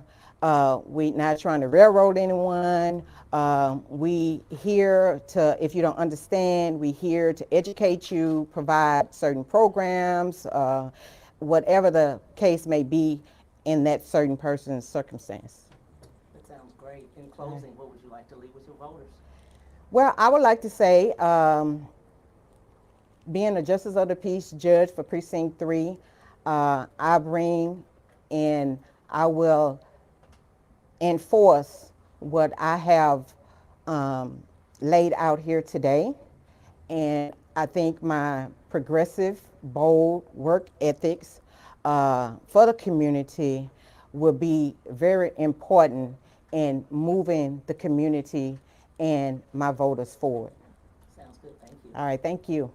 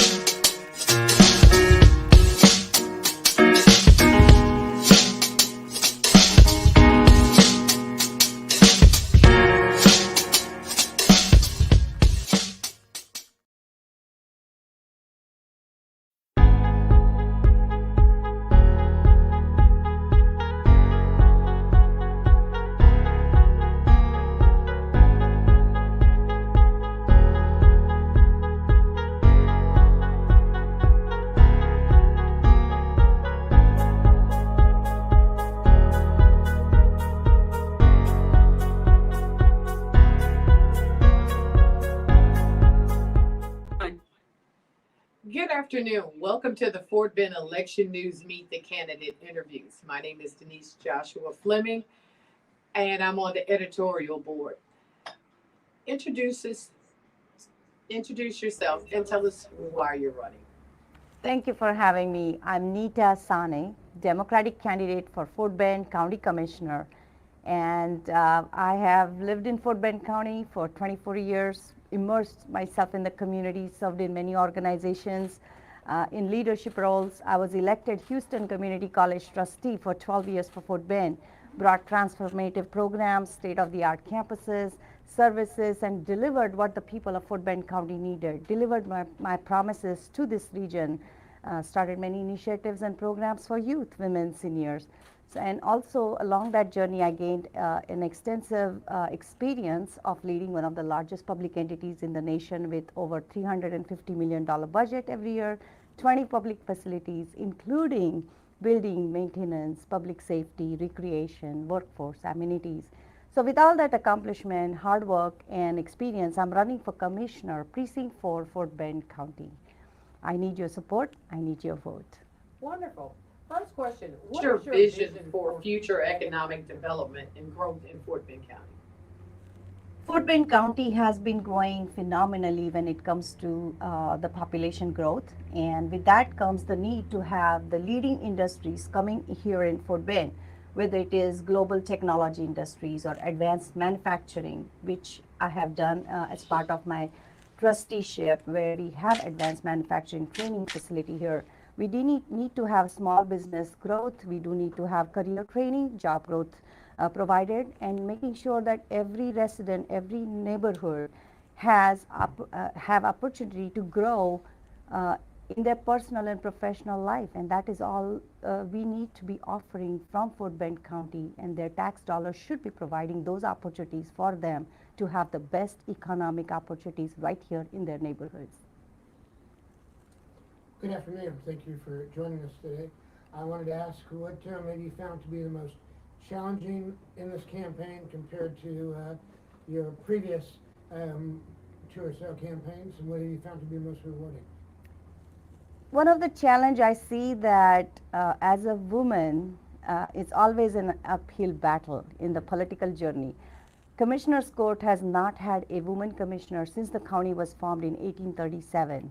So I want to make sure that people in Fort Bend County are aware that women need to be included on the Commissioner's Court, and we should have voice as we make decisions about our tax dollars that we collect in the county. So that is a challenge, to make sure that we do get equal opportunity, we get a seat at the table, and people are aware that we do need to have a voice as women, to be included in all that we do in Fort Bend County. And it's been an amazing experience all along. I have served all the demographics in Fort Bend County as a Houston Community College trustee and in all my organizational leadership. So I enjoy having a diverse population in Precinct 4 that is newly drawn, and it's about serving every individual regardless of race, religion, culture, ethnicity, and that is the most fulfilling part that I enjoy along this campaign and all along my public service. Hello, I am Alexandria Jack, and my question to you is, if elected, what will be your top priorities? I will be focusing on top 3 issues that impact Fort Bend residents on day-to-day basis: flood prevention, mobility and traffic flow, and offering advanced level of health care for trauma patients. County of this size, we really need to have long-term strategic planning to make sure that all flood prevention mitigation projects get completed, and also expansion of existing roads and bridges to make sure there is no traffic congestion. Ultimately, it's all about saving people's time, increasing their productivity at work, and also ensuring that we have advanced level of healthcare system for trauma patients to save their time, reduce their risk, and reduce their cost in being transferred to another distant hospital. So those are the 3 basic issues I will look at in addition to the economic growth. It all boils down to having long-term strategic planning, and that is what I will focus on based on my experience, to have 5 to 6 years Every time you have a strategic plan, you are looking in the future, forward-thinking vision. That I will bring to the county to make sure we save the lives and the properties that people have here. Thank you. Wonderful. In closing, what would you like the voters to know? I would like our voters to know that I am an experienced, accomplished public servant, public leader, delivered the promises, brought all the resources and programs to Fort Bend County which lacked before I took on the leadership role. And I'm bringing experience to the table to deliver what you need on the day one. So I will hit the ground running with my experience and make sure that every person's needs are heard and met along this journey. It is not about the title, it is not about the position, it is about having us all together moving this county forward, and we all need to be inclusive. And I ask everyone's support and vote. Vote for Nita Sane for Commissioner for Bend County. Thank you so much. Thank you for coming. You're welcome.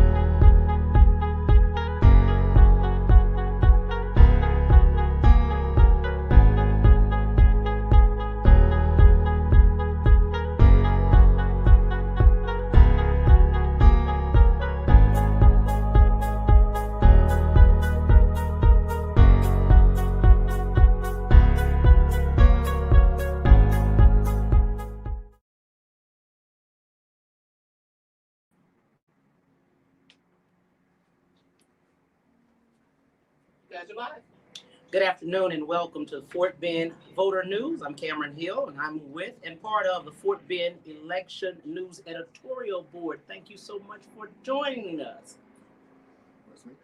Good to be here. My My name name is James Burnett. I'm running for state representative in House District 76.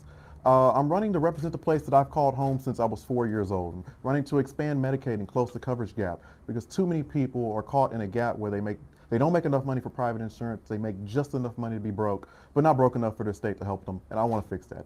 I'm running to give teachers the resources they need to do their job and the pay that they deserve. And I'm running to fix our grid because my home, like the home of so many other Texans, still has holes in it from a winter storm that we should have been prepared for last year.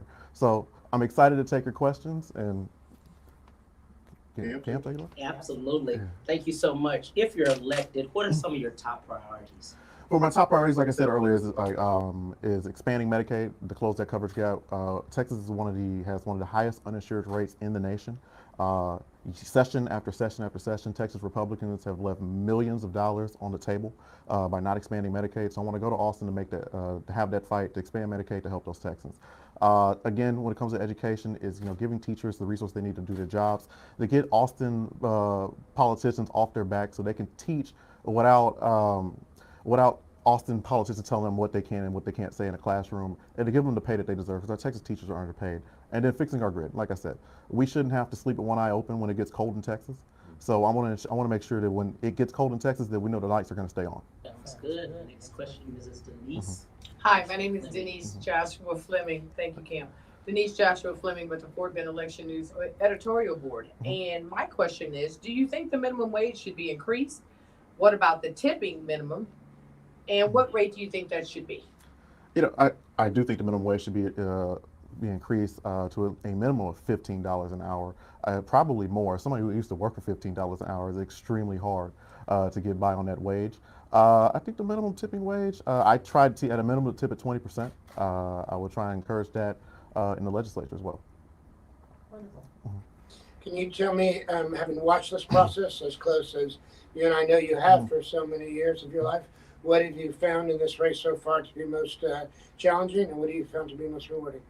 Most challenging, as in any race, it's fundraising. It's a very competitive primary season. You're competing with so many other candidates for the same amount of dollars to try and get your message across. So it's been a little bit challenging for me. We've been able to meet that challenge. We've raised almost $30,000 thus far.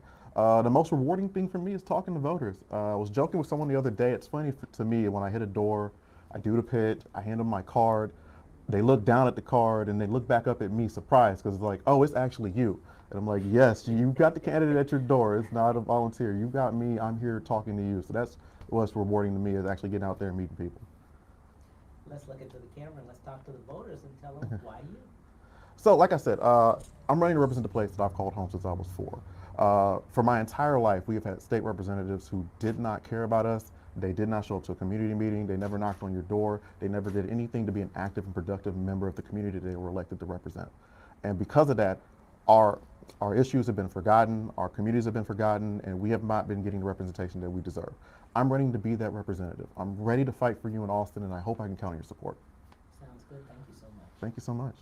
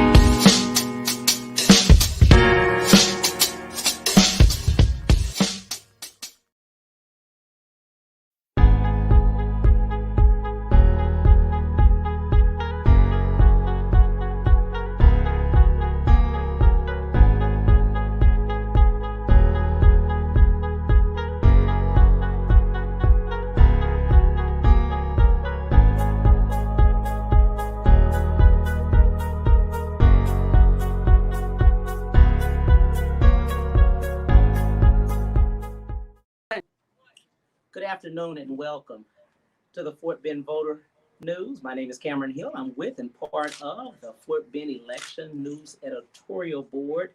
Thank you so much for being with us. Please introduce yourself and why are you running? Good afternoon. My name is Oscar Telfair, and I'm running to be the next judge of County Court of Law number 2. Now, why am I running? I'm running to make sure justice looks like everyone. Fort Bend is the most diverse county in the entire United States. However, justice doesn't look like that. Justice should not be based on one's race, ethnicity, nationality, economic status, or gender. Everyone is entitled to a fair trial, and I'm going to make sure when the litigants come in my courtroom, they're entitled get that fair trial. Another reason is I've been practicing law over 35 years, 27 years in private practice. Now, I've practiced in the areas of civil, criminal, probate, juvenile, and other matters. Why is this important? Because this is what's known as a general jurisdiction court. Fort Bend doesn't have the luxury of having separate criminal court, civil court, probate court, and a juvenile court. So what happens is the cases are bunched up, and the civil cases, they take 5 years to get to trial. Now, we understand that criminal litigants, criminal defendants have a right to a constitutional right to a speedy trial, so those cases take precedence. However, these are tax-paying citizens that they have a right to have equal access to the court. So I'm going to employ a more balanced approach to make sure those civil cases and probate cases get to trial as well. Because what happens is you have a civil case, if you have a personal injury case, so you're going to have medical bills. You're going to get those need to have those medical bills paid. The medical providers are breathing down your neck to have these bills paid. So if it takes 5 years, you're going to want to settle earlier so you can get those bills paid. On the flip side, you have the insurance companies that know it takes 5 years to get these cases to trial, so they're just waiting you out and trying to make you settle earlier, okay? And that's why I'm running. I'm going to make sure that everyone has equal access to this court. Mrs. Denise Joshua Fleming. Hello, Oscar. afternoon. Denise Joshua Fleming, the Fort Bend Election News with the Fort Bend Election News Editorial Board. You mentioned the courts and the backlog of cases. If you're elected, what will you do to speed that process along? What exactly will you do to speed that process along? Well, if we need to have dockets every day and evening dockets, I'm willing to do that. There has to be a change until we get to 1 million people. So you have to work longer to clear the backlog, then I'm willing to do that. So. Great. Oscar, what are some of the biggest changes that are needed in the justice system before Bend? Well, we need to deal with bail reform, okay? There's people that are sitting in jail because they can't afford the bail. So we need bail reform. Indigent defendants, they can't afford bail, and what happens is they sit in jail and they want to get out. So what they do, because they don't have bail, they'll go and plead to something, a charge that they have not committed. Now that's not fair, but they have their families, they're losing their jobs. So bail reform is one thing. And like I said, justice should look like everyone. The inequality of sentencing, there's an inequality from the charge to the sentencing phase. So there are rehabilitative programs and mental health programs that are already in place. Now, what's happened is they haven't been employed, especially by this court. So we need to utilize those rehabilitative and mental health programs. We're justified, okay? Now, we're not going, if you got recidivists, we're just not going to let people get out of jail free, okay? You're going to have to warrant those rehabilitative and mental health programs. So let's utilize those programs. So that's a change that needs to be made. So. All right, your final question. I know that judges deal with the rule of law, but how will you work to ensure equality for all people of all backgrounds in your courtroom? Justice will be blind in my court, and it should be blind. So I'm going to make sure, like I said, justice looks like everyone, regardless of color, okay? Justice should not be based on one's race, ethnicity, nationality, gender, or economic status. So I'm going to make sure that regardless of color, that you get a fair trial, and you're entitled to a fair trial under the Constitution. So that's how I'm going to make sure that the rule of law is applied. Thank you. Sounds great. let's talk to our voters, look into the camera, and let them know why you. Okay, I'm Oscar Telfair, and I'm running for County Court of Law number 2. Now, I'm a 34-year resident of Fort Bend County. Since I've been here, I've been working in the community, not just because I'm running. Since COVID, in March of 1920, I participated in over 55 food distribution banks. I've dealt and helped with COVID testing sites. I put on clothing drives for the homeless. As a matter of fact, I'm a member of Fort Bend Family Promise. I'm on the board, which is a homeless initiative for the working homeless, if you will. So I think it's important that someone that's presiding over this court has knowledge of the community, knows the community, has been out in the community. And I've been out in the community not just because I'm running, because community is in me. Growing up, my grandparents raised me. They taught me good moral values. And my mother, she passed away when my sisters and when I was 7, and I had four sisters.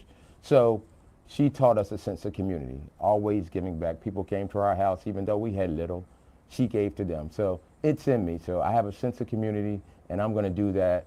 I've been started mentorship programs. I've held men and boys conferences through my church. So I'm always giving back. And I think once elected, I'm going to make sure I stay in the community, because I don't like to see, I don't like to call the judge a politician, but it's becoming like that. So I'm going to make sure when I'm elected that I stay in the community, of course, and also working in church. I've been working in my church as a deacon, as a trustee, deacon over 30 years, and a trustee for 5 years. So it's important that you stay in touch with your community, and I'm going to do that. I'm asking for your vote. I'm dedicated. I'm passionate about this. I'm not just running for a position. I'm running, this is going to be like a ministry to me, opportunity to give back to Fort Bend community. I've been serving for a while. Now I'm ready to serve Fort Bend on a larger scale as judge of County Court of Law number 2. I thank you for this opportunity, and I look forward to being the next judge of County Court of Law number 2 in Fort Bend County. Sounds great, thank you. Thank you.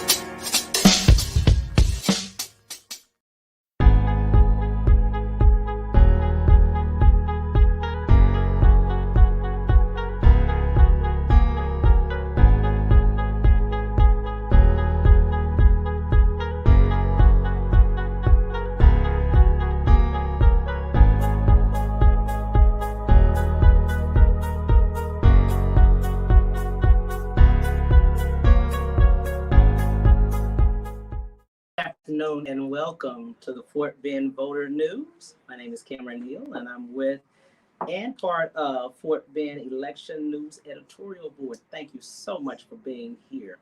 Tell people who you are and why you're running. Hello everyone, my name is Judge Julie Matthew. I'm the judge of County Court of Law number 3. I just finishing up my first term and running for re-election for my second term. Sounds good. That sounds good. If elected, what will be your top priorities? Continue the work that we have done within the last 3 years. I've been privileged to start a new specialty court called the Juvenile Intervention and Mental Health Court, where we help kids in the system make sure that they successfully complete probation and become members of society, productive members of society. And this is something that we started within the last year, and I worked since I've been elected to get this court started, and I want to continue the work that we have done. We are a general jurisdiction court that handles civil cases, criminal cases, juvenile, mental health, and probate. So it's a general jurisdiction court, and we touch all members of Fort Bend County and surrounding areas that have an issue, and so continue to serve my community the best that I can. Sounds good. Mrs. Denise Joshua Fleming. Good afternoon, Judge.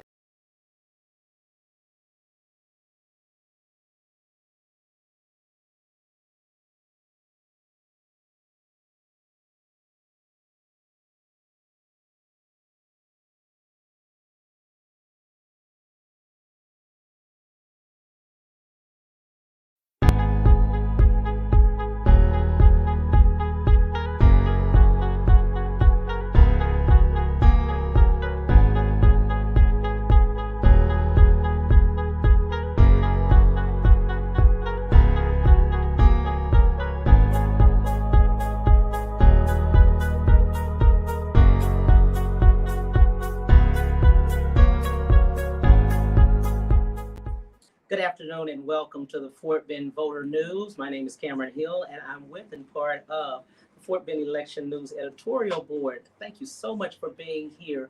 Let the voters know who you are and why are you running. Hello everyone, my name is Judge Julie Matthew. I am the judge of County Court at Law number 3 in Fort Bend County, and in 2018 I decided to run for judge and became the first Indian American woman elected to the bench in the United States and the first Asian American in Fort Bend County, because I felt that the judiciary should reflect the community that we live in, and Fort Bend being 20% Asian American, it was time that someone from my background also make it to the bench. Sounds great. First question, if elected, what will be your top priorities re-elected? Well, I like to continue the work that we have done. We have been open to the public and transparent in what we do in our court and how we impact every citizen of Fort Bend County.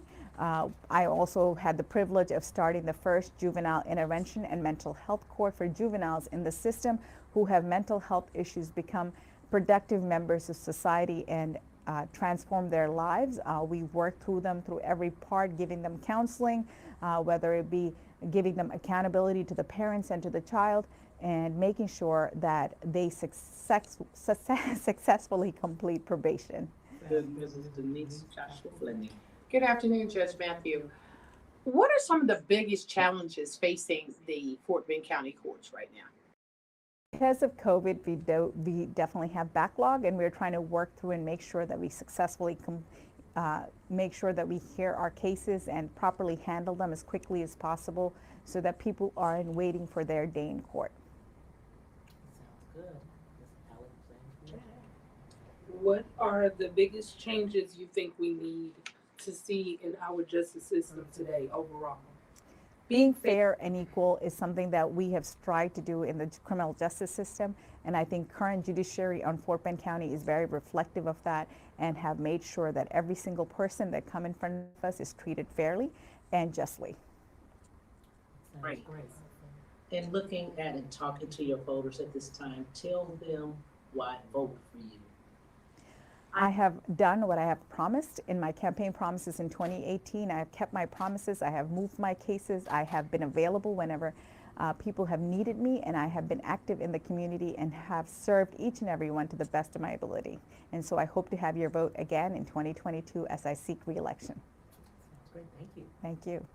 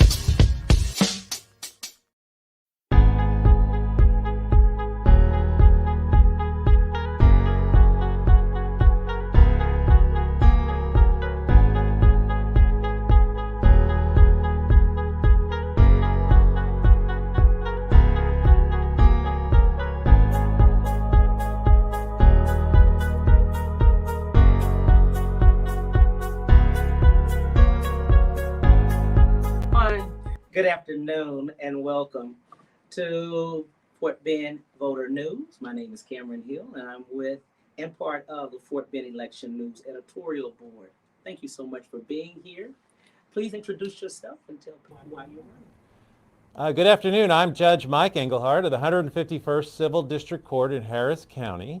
I've been a judge for over 13 years, and I was reelected most recently to my 4th term in 2020 for a 4-year term. But here in the midterm, I'm running for the First Court of Appeals in Houston, which covers a 10-county area, including a bunch of counties around here, Fort Bend, Brazoria, Galveston, Harris, and several other counties. I'm running for this position because I have the most experience, and I think I can bring a level playing field, fairness, integrity, and a tremendous amount of trial and litigation experience to this position on the Court of Appeals. I truly believe I'm the most qualified candidate for this position. That sounds great. First question is, once elected, re-elected, what will be some of your top priorities?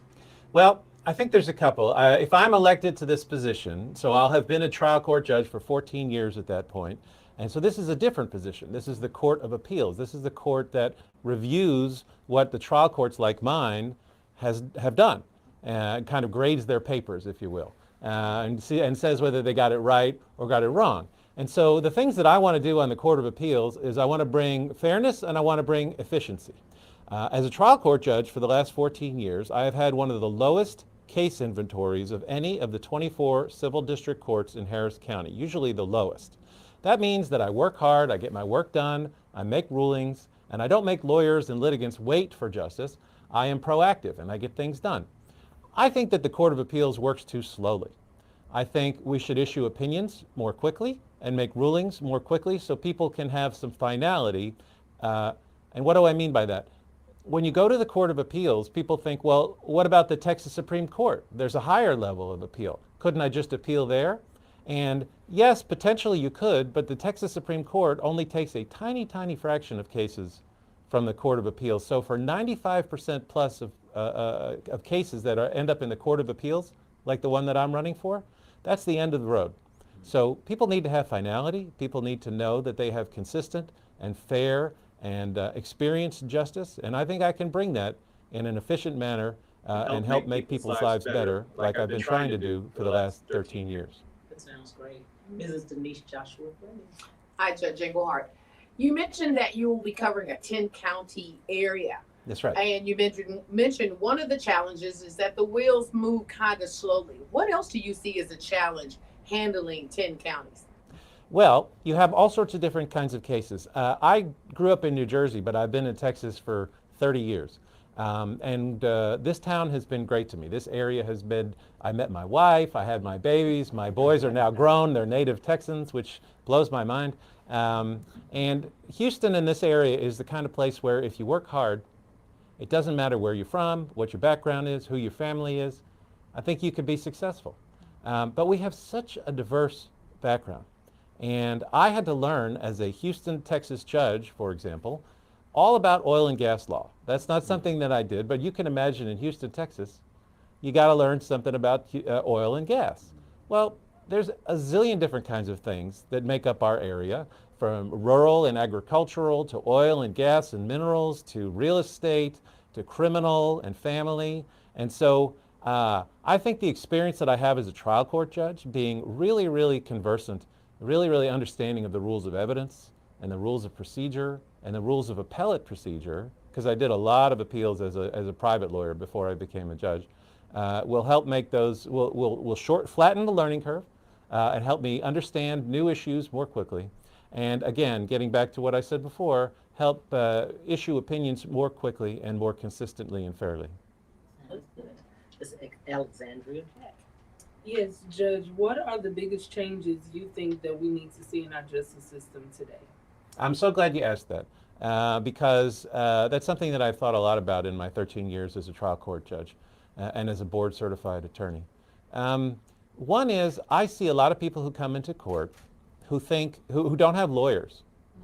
And remember, I'm a civil district court judge, so people are not going to prison in my court, but they could be going through a life-changing ordeal where they might be losing their house or their life savings, or potentially standing to gain, compensation for something terrible that has happened to them or that they've lost. It's a very difficult process. And it is not, as I like to say all the time to those folks when they come in and they think they could just start arguing, it's not Judge Judy. It's not the People's Court. The 151st District Court, where I'm lucky enough to serve, is a state district court. It's the big time. In the mid-1980s, you may have heard of a case called Texaco versus Pennzoil. That was a $13 billion verdict, at the time the largest jury verdict in the history of the United States. Guess what court that was in? That was in my court. Now, I was 15 at the time. I was not involved. But it is a huge undertaking to file a lawsuit and pursue it in a state district court. And you have to know what you're doing. And if you don't have a lawyer, guess what? You're in trouble. You're likely to get run over by the other side that has an attorney. So what do I want to do? I want to create the equivalent of the public defender's office, but for civil courts. There should be a place you can go for free or almost no money, where you can sit down with an attorney dependably and have them represent you, either for free or very low cost, and help walk you through just the fundamentals of defending yourself in a lawsuit so that you don't get run over. And I think we ought to fund that as taxpayers, because all of us from time to time find ourselves staring down the barrel of a lawsuit and we don't know what to do. And we shouldn't have to lose our life savings if we're in the right and if we can defend ourselves and if we have valid defenses. That's one. Number two, you've all heard of frivolous lawsuits, right? But frivolous lawsuits is a loaded term that I think people use to, insurance companies and big businesses sometimes use to scare away people who have legitimate claims. If you've been run over by a truck and your legs are broken, or God forbid your spinal cord is severed or something like that, and you're suing for millions of dollars, that's not a frivolous lawsuit. That's a serious and real lawsuit that you have every right to pursue. What a frivolous lawsuit in my mind is when someone who's got a lot of money and power uses the court system inappropriately to gum up the works and stop somebody else from getting justice. And so I want to root those out. I want to increase the penalties for that kind of abuse of the system and make sure that everyday folks, regular Texans, can either be defended or have their day in court without having to, without being overrun by someone just because they have a lot of money. Sounds great. In closing, let's talk to the voters and say, why vote for you? Well, I'm the only board certified lawyer in this race in either party. I am unopposed in the Democratic primary, and so I'm going to be the nominee in November. I'm very grateful for that, but I think it's because the voters and the other folks who decide who's going to run in what races and believe that I'm doing a good job and don't think that I should have an opponent in the Democratic primary. I didn't have a Democratic or Republican opponent in 2020 when I ran, and I will tell you that running a race without an opponent makes the outcome much more predictable. But I think that my experience of 13 years as a trial court judge, knowing how the sausage is made and seeing how lawsuits work from before they're filed all the way through the lawsuit, through the jury trial, through the end, and through the judgment and enforcement of the judgment, makes me the most qualified. I think I'm the only candidate in this race who has tried an actual jury trial. I've tried dozens as a lawyer and hundreds as a judge. I've drafted hundreds of jury charges for the instructions and the questions for the jury at the end of the trial. And so I really do understand both the trial process and the appellate process. And so I do think that I have the best plan to make our courts fair and faster, and that I have the expertise and the experience. So if you're interested in learning more about my campaign and my candidacy, or if you want to volunteer or donate, you can go to our website, which is www.judgeengelhardt.com. That's www.judgeengelhardt, just like on the shirt. I don't know if you can see it, engelhardt.com. That's ENGELHART. But guess what? I bought both URLs, so if you spell it wrong, you'll get there anyway. This is Judge ENGELHART.com. I'd be grateful for your support and to allow me to continue to serve the people of Houston and the surrounding area on the Court of Appeals, and as I always say, continue making people's lives better. Thank you.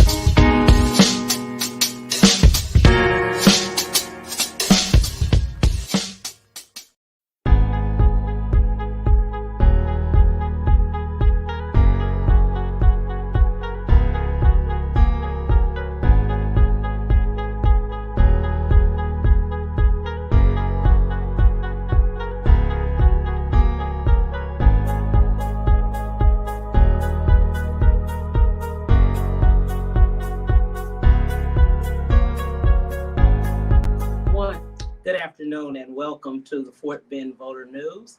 My name is Cameron Hill and I'm with and part of the Fort Bend Election News Editorial Board. Thank you so much for being here. Thank you so much, Cameron. Let's introduce yourself and why are you running? Well, my name is Lawrence A. Allen Jr. I'm currently on the State Board of Education where I believe, improving my skills to prepare for the next step. And I'm running so I can be a true representative of all the people. Again, as I said, I've been an elected official for 18 years, and I believe I know what it takes to be successful, especially operating in a minority situation. So my record speaks for itself, and I believe the voters would understand that he can work on both sides of the aisle. That sounds great. First question. Once elected, what will be your top priorities? Well, Cam, I'm a retired educator. I served in the Houston Independent School District for 36 years. So my top priority will always be education. You know, like I know, that our children have experienced a tremendous learning loss due to this pandemic. And we must keep that the main focus. So I intend to work extremely hard in making sure that we have the resources necessary to give our children the supports to close that gap, that learning loss during this pandemic. That sounds good. Next question, Mrs. Denise Joshua Fleming. Wonderful. What is your vision for economic development and growth? Thank you, Denise, for that question. You know, sitting in the State House, you have to be like Wells Fargo. You have to be like, one of our Bank of America. You have to be the person that can bring the financial resources back into your community where you can work then with your Chamber of Commerce. You can work with others in the local community who are boots on the ground and know the needs of the constituents in that area. So I realize that we must have true conversations, real conversations about how to build the economic program or the platform. One is having a living wage. When we do engage with our business, we must pay a living wage and we must provide benefits. That's going to give us an economic boost, because if you spend where you live, your dollar goes further. So that's first and foremost, working with the others that are elected officials throughout the city, throughout the county, and making sure we make good decisions for all involved. Thank you. Next question, Ms. Alexandria Jack. Yes, as Fort Bend becomes increasingly developed, how should the county think about growth? Very good question, Ms. Jack. I grew up in Sunnyside. And so if you understand that that's probably one generation after you get to a certain age and you determine that you'd like to buy a home, and then hopefully you're doing maybe better than your parents, but you want to live in Sunnyside. But they won't build the kind of home that you want to live in Sunnyside. So we've got to be forward thinkers in Fort Bend. We may be looking at the landscape right now and say, oh, things are well, but is it a place where my grandchildren will be able to live? Is it, and buy a home? Is it a place where my children will be able to live and grow up, or will they have to move out of the community because we didn't think forward about the development component? And we have to make sure that our infrastructure component, meaning not just 99, but how are we going to travel if we're talking county, not just this area? How are we going to travel? When I grew up, to get to Needville where my grandfather lived, we took 59 to 36. And it took us about an hour and a half. Well, it takes me about 15 minutes now because 59 is there. So we have to be forward thinkers and visionaries and think about transportation. You know, if you live in Houston, you can catch the bus. You can do a number of other things. But if you live in Fort Bend, you maybe have to set your appointment for that bus 2 or 3 days in advance. So we've got to look down the hours of time and talk about transportation and infrastructure. That sounds great. In closing, please tell our viewers why vote for you. Man, I certainly wasn't expecting to close so fast. I was just getting warmed up, but thank you. Thank you anyway. Well, let me be real honest with you. Why you should vote for Lawrence Allen. One, you should always vote and think about experience and what brought you to this point. Do you have a resume? This is a job. This is not a volunteer component. You know, it's not a service. It comes with a retirement packet if you can get to that point. And so if I'm retired, that means I intend to do this full time. I intend to do this 9 to 5. I intend to do it where you realize that this is what I've been planning to do. I didn't just walk here today and say, this is something that looks nice for me.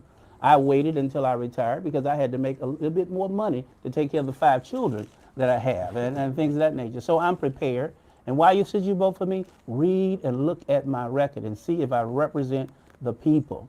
Being a high school principal, you learn how to work with all people. Being a central office administrator, you learn how to represent the superintendent. And you realize that representation means not your ideas, but a collective thought about the best idea. If you're going to run a play, the running back runs the play. He doesn't do all the thinking. He goes through the hole because others know where to block. I know how to be a good representative. It does not mean I have all the answers, but it means I can execute the play. Is that it? Because I forgot to look into the camera on that segment. Okay, all right. Again, my name is Lawrence A. Allen Jr. Everybody calls me Scully, and I'm running for the Texas House of Representatives, District 26.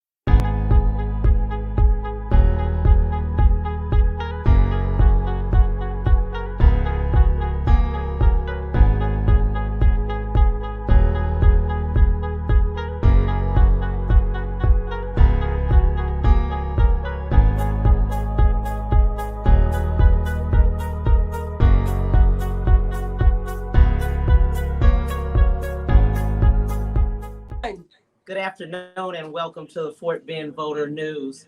I'm Cameron Hill and I'm with and part of the Fort Bend Election News Editorial Board. Thank you so much for being here with us. Please introduce yourself and tell people what you're running. Sure. So I'm Sonia Rash, and I'm running for Justice of the Peace, Precinct 3 in Fort Bend County.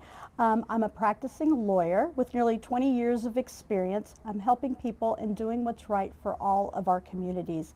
I'm also licensed in state and federal court all over Texas, and I've presented and I've tried cases in civil, criminal, justice, municipal court. So I've got that experience. You know, I've won various awards for the work that I've done in and out of court, but to me the most important thing is not about winning these awards or how many cases I've tried, but how many people I've helped during my years as a lawyer.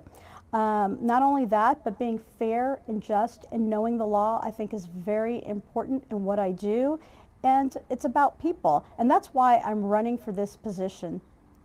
That sounds great. The first question, if you were elected, what will be your top priorities? That's a great question. So in the Justice of the Peace courts, we handle a couple of various types of cases. So the first one I want to talk about is traffic cases. So I am a mother of two. I'm also a practicing lawyer. So I know sometimes how difficult it can be to get to court, or actually to take off of work for either half a day, 3 hours, 4 hours for a hearing for a traffic case. Some of the things that I do want to implement when it comes to that is I want to be able to have video conference hearings. So people don't have to take off of work. People don't have to schedule babysitters for their children or their caregivers for their elderly family members. They can do it in the convenience of either their work or their home. So that's one of the things. And if you still can't make it out there for a convenient video hearing, you can't sit on a computer, what I'd also like to do is implement night court for working families. Have at least minimum two times a month for night court for families or people to come in, including our students that possibly cannot also come into court during the day. So that's one of them. The other thing I think is really important is truancy. Truancy, as we know, or we may know, it deals with children who are not going to school for particular reasons. But instead of always punishing the child for this, I think what I'd like to do is have truancy counseling. Find out what's the core. Why are these children missing school? What's going on in their life? I think we need to be more involved as public leaders of what's going on in the public, what's going on with the communities. So I'm hoping to implement a program where if your child or if any child out there has become or will come in front of the court for truancy, to be able to give them the help they need to find out the root core of that problem. Mrs. Denise Joshua Fleming. Ms. Rash, you mentioned, of course, truancy and the court backlogs. What are some of the other biggest challenges you see facing the Fort Bend County courts? Well, another one I can talk about, at least for this Justice of the Peace position, is evictions. We know that through COVID, evictions have become a high priority. What I'd like to do, some of the problems, and what I'd like to do is implement legal aid for clients or for people who come into the court. This is a Justice of the Peace court. It's really a people's court. It's for the people. I want to be able to have them understand that they have help when they come in. It's not about getting rid of them through their homes, but actually helping them by having legal aids and hopefully having pro bono lawyers that will be there with them to help them through the process of these challenges for evictions. Great. Next question, Ms. Alexandria Jack. So what changes would you like to see with the current justice system? Well, some of them I had mentioned. I would like to see more electronic hearings. I'd like to also see more updated technology. Right now, as it stands, our technology when it comes to processing our Justice of the Peace cases has remained the same for quite a number of years. I think it should be easy for people to go online and find out where their case is, when their hearing is. But as it is right now, it's not. And so I do believe that we need to update our technology, make it more convenient for people to understand where they are in the system and what they can do before they even come to court to resolve their cases. That's perfect. Thank you. Let's see, one other question here. When the educational process about the People's Court, what would you do to address helping the constituents in the area really understand what the People's Court is all about, or what JP Court is about?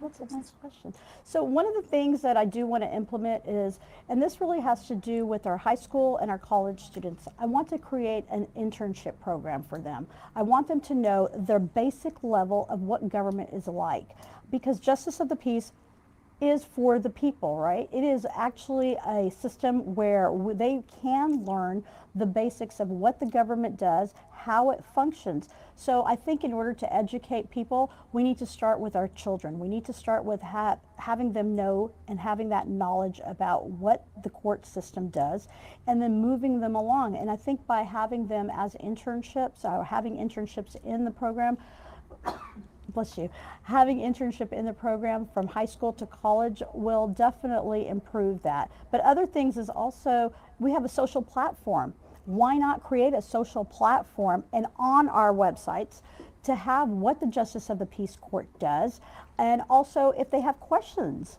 have a question and answer portion of that. That sounds good. Thank you. In closing out, let's talk to the voters and tell them why vote for you. Well, I'm hoping that you vote for me. Number one, I've got the experience to do the job, not only, as I mentioned before, because I've got the case history. I've been in these courts before. I've tried all types of cases all over Texas, not just in Houston, not just in Fort Bend, but all over Texas. So I've got the experience, but more importantly, I've got the heart, and I'm involved in the communities. Not only do I volunteer, but I sit on numerous boards within Fort Bend. I think it's very important that the people you elect are part of the community, and I have been part of this community for as long as I've lived in Fort Bend. And again, not just volunteering, but actually sitting on boards and doing things for the community, for our children. So I believe I'm the right choice, not just for the experience, but for the heart and for believing and doing what's right. Thank you so much. Thank you. Thank you. Website contact. And if you want to reach out to me, please go ahead and contact me at www.soniarash.com, and I'll spell it www.soniarash.com, or you can feel free to call me on my cell phone. It's 713-416-9704. I truly believe as a public official, you should be available to your constituents, to the people that you're out there trying to help. So don't ever hesitate to reach out to me if you have any questions or if you need anything. Thank you. Thank you. Thank you.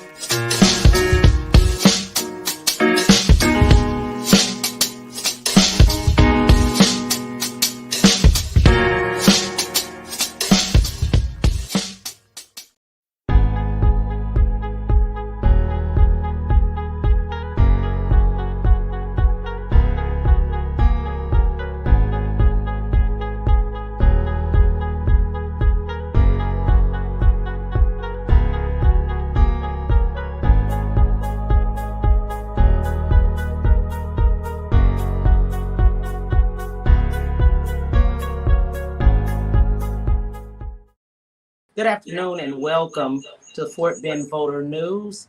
I'm Cameron Hill and I'm with and part of the Fort Bend Election News Electoral Board. Thank you so much for being with us. If you would introduce yourself and also tell people why you're running.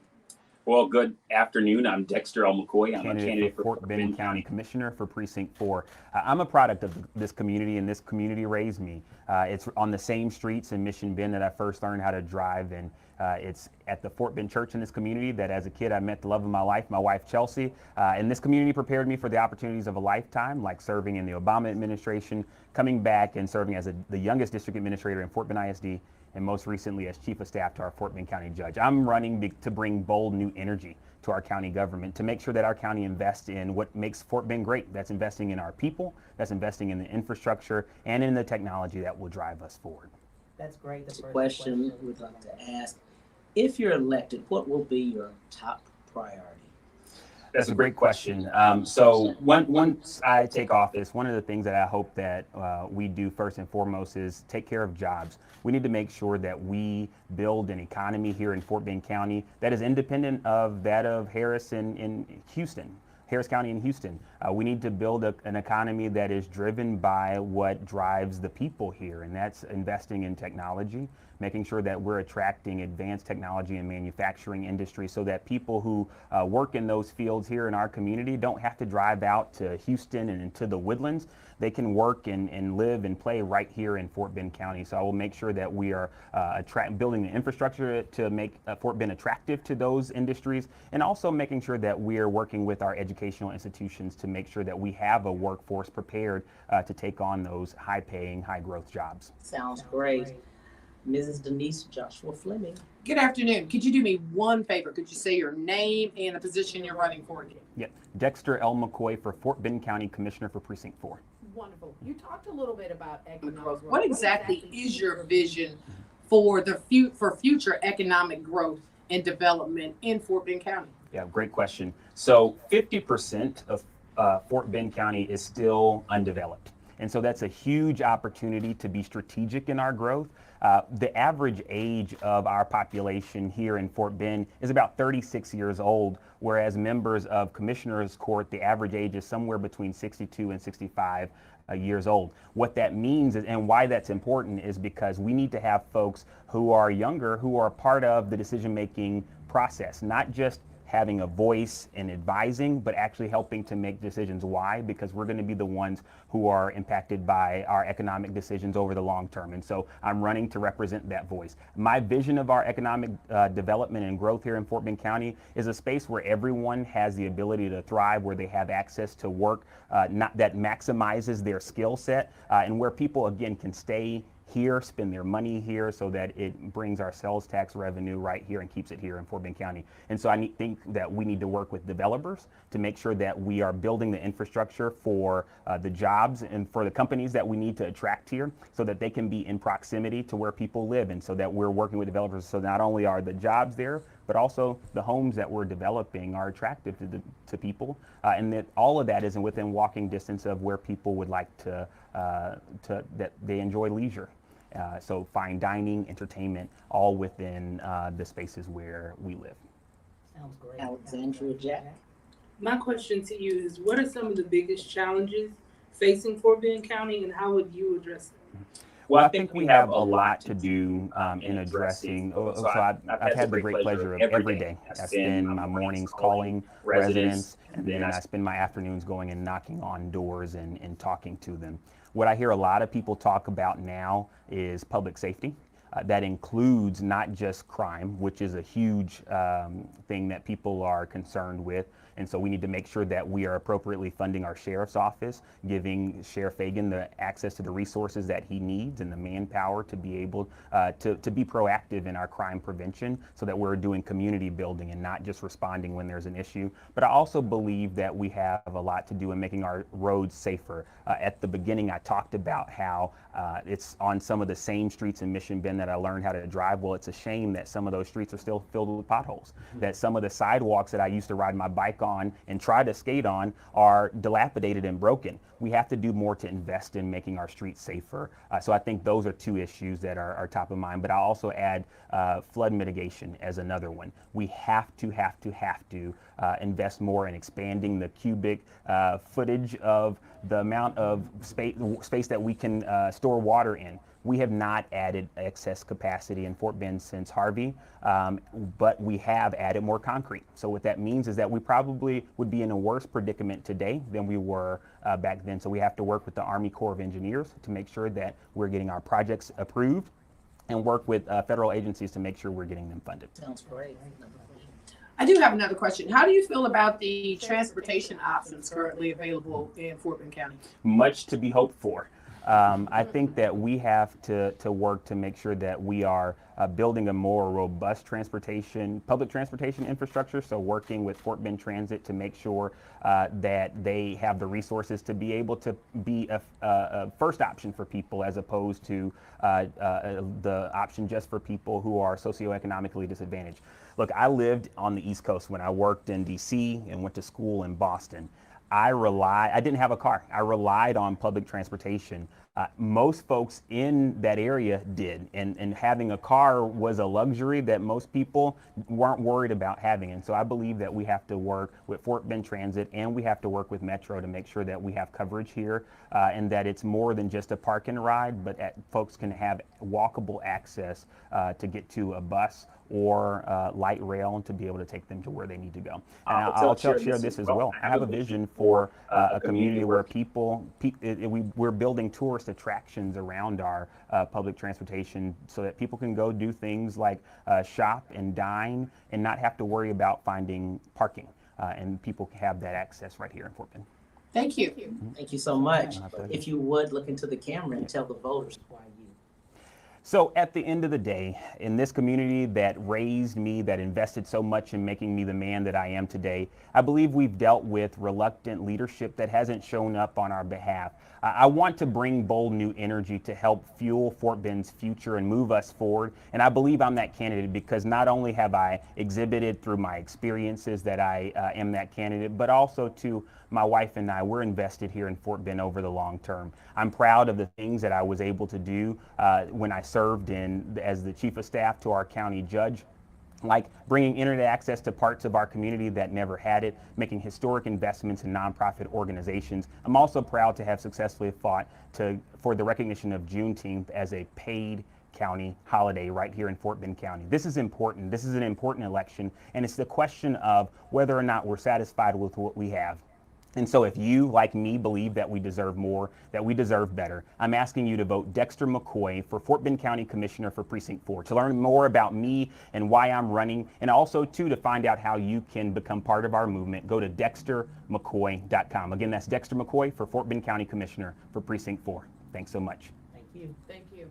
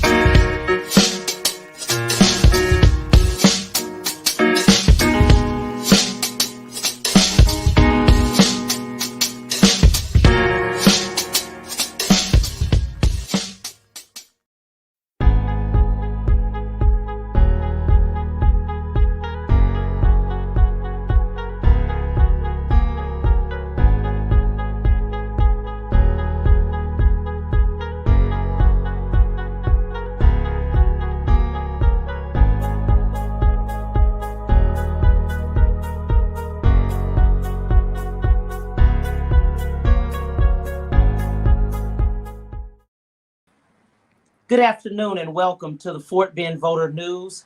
My name is Cameron Hill and I'm with and part of the Fort Bend Election News Editorial Board. Thank you so much for joining us. Please introduce yourself and tell people why you're running. Well, folks, I'm Larry Baggett. I live in Hockley, Texas. I'm running for the House of Representatives, District 85. And the reason I'm running, very simple. After this COVID-19 hit, and I watched even from Governor Abbott's office across this state, they began to abuse power they never had. And we really have to put something in place to prevent future elected officials from violating the public trust. And I totally understand that they wanted to protect the citizens, but we've had pandemics before in this country and around the world. But this time, it agitated me to the point that someone's got to step up with a backbone and not a wishbone and become part of the solution. And I feel that very strongly that myself, Larry Baggett, I can be part of the solution because I'm willing to work with everybody who understands we're working for the citizens of Texas. The first question would be, once you're elected, what will be your top priorities? My top priority will be putting some legislation in play for, i.e., I'm going to harp on this issue with Governor Abbott shutting the state down. I want to see legislation to the point that no future governor will ever shut this state down without legislative approval, and it should be viewed by the Texas Supreme Court, because there again, people are trying to do the right thing while they're violating laws doing it, and we can't have that. So I feel as a legislator, I must be prepared for the fight that's coming, because let's be honest, many legislators don't want to really be held accountable for their conduct. They want you to vote for them, just be yes people, fall in line, and I'm not that guy. I would be pushing for that legislation, along with even we talked about expanding, dealing with our law enforcement community. And if you really look at the situations that are occurring unnecessarily, I feel that we do need to look at expanding our training of our Texas law enforcement officials so that they're prepared to go out and meet the challenge which they're going to face every day. And I think those are issues we have to, and we've got to get these taxes under control. We have to be fiscally responsible for the money that the taxpayers here in Texas give us, and that's what we have available. No more, but we have to be accountable as elected officials. Sounds great. Mrs. Denise Joshua Fleming. Mr. Baggett, what is your vision for future economic development and growth for Fort Bend County? Okay, well, I think what we have to do is, I was looking at some things as well. I think we're doing good at scaling back property tax. I think we need to minimize government officials being involved and allow the business owners and people who entrepreneur spirit who want to step up, but due to overzealous regulators, they're afraid to, because they understand that it's a lot involved. We need regulatory requirements, but I believe if Austin will get out of the way and allow the workers, the entrepreneurs of Fort Bend County and across this state to move forward, to live their dreams, and they will become part of the solution. But my biggest issue is I understand elected officials are too often worrying about stuff over here when they're not taking care of state business. So I think the best thing we can do is let the local area handle it, and the state's officials get back to handling state's business and minimize interfering with people's growth. You know, when you make a little extra money, they're more than happy to take it away in taxes, right? We can't keep going down this road. This is an old road. It's an old story. But there again, we have to have legislators that understand what makes this a great state. What makes Fort Bend a great county? It's the people that get up every day and go do the work, and the entrepreneurs, the people that are willing to take a punch in the face if that's what it takes to get the job done. Sounds great, Ms. Alexandria Jack. Yes, as Fort Bend becomes increasingly developed, how should the county think about growth? I didn't catch one of them words. Can you ask that again? I'm sorry, I missed part of that question. It bleeped out on my phone here.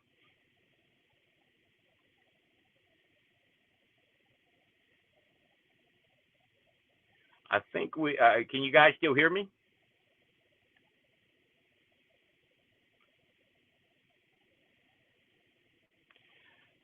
I'm sorry, I think we're having communications issue. I do apologize. Can you ask me the question again?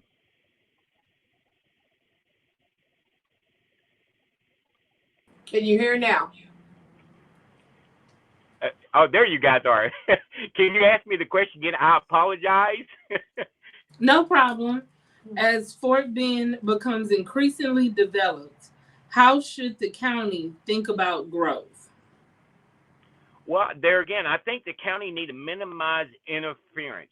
They need to be concerned about the infrastructure, obviously, because you want your first responders there. But there again, even at local level, local government officials, they need to do what the constituents need them to do so that they can move ahead, so they can make a stronger economy, so Fort Bend and every county across the state can grow. But I think what they need to do is definitely have a stronger infrastructure. Obviously, as the population grows, your need for law enforcement, firefighters, first responders, and I think if they work on the infrastructure, and there again, allow the constituents, the entrepreneurs, the people that go to work to get out of their way, allow them to do what they need to do to make this a great state, then I believe that's a valid response to that question. But the infrastructure has to grow. When you grow, the economy, people come in, lots of things starts happening. They must stay engaged as well. They don't need to become numb from the neck up. Many officials, after a while, they become numb. They don't listen. They just hear you, and kind of like a child, they turn you off and say disregard you after you finish talking. But I do believe the infrastructure there, dealing with things I mentioned, is very important. The growth of Fort Bend County and every county across the state of Texas. Thank you so much. Please tell the voters why you. Well, it's very simple. Ladies and gentlemen, we need a legislator with a backbone, not a wishbone. I believe in your right of choice. I do not care for the elected politician who have self-appointed them to a level of God status. I believe you have a right for the elected officials to get out of your way and minimum being involved, letting you grow, let this economy grow. And I guarantee you this, Larry Baggett is not status quo. I go to Austin, I won't fall in line like a good boy. I'm going to stand up. I'm going to fight the fight. Even if we are going to lose, Larry Baggett's going to be on the House floor standing, making sure that they understand the voters of Fort Bend, Austin County, Waller County, that their representative is in that fight to stay no matter what it may cost him. And I would appreciate your support and believe you can elect an official willing to stand up and fight at all costs. And as far as I'm concerned, I've always believed, I'm 54 years old, when you're an elected official, you're there to serve, not be self-serving. And we got to get the career politicians out of Austin and send the folks up there with backbone, with some zest and ready to take on. And it's not going to be an easy fight. I know that, but I'm committed to ensuring when it's right, I'm going to stand and fight for all the constituents in Fort Bend, Austin County, and Waller County. And I would greatly appreciate your support and your votes. Thank you so much. We appreciate you.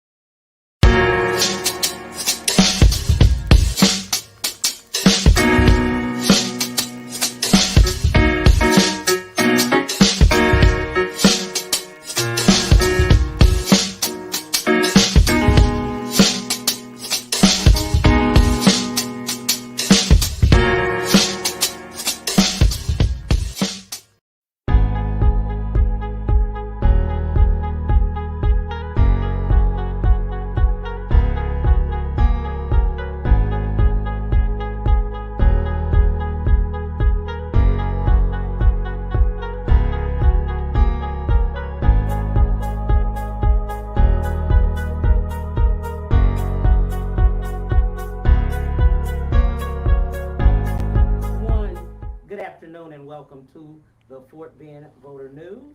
I'm Cameron Hill, and I'm with and part of the Fort Bend Election News Editorial Board. Thank you so much for being with us on today. Please introduce yourself and tell us why you're running. Well, thank you so much. It's been an honor to be here.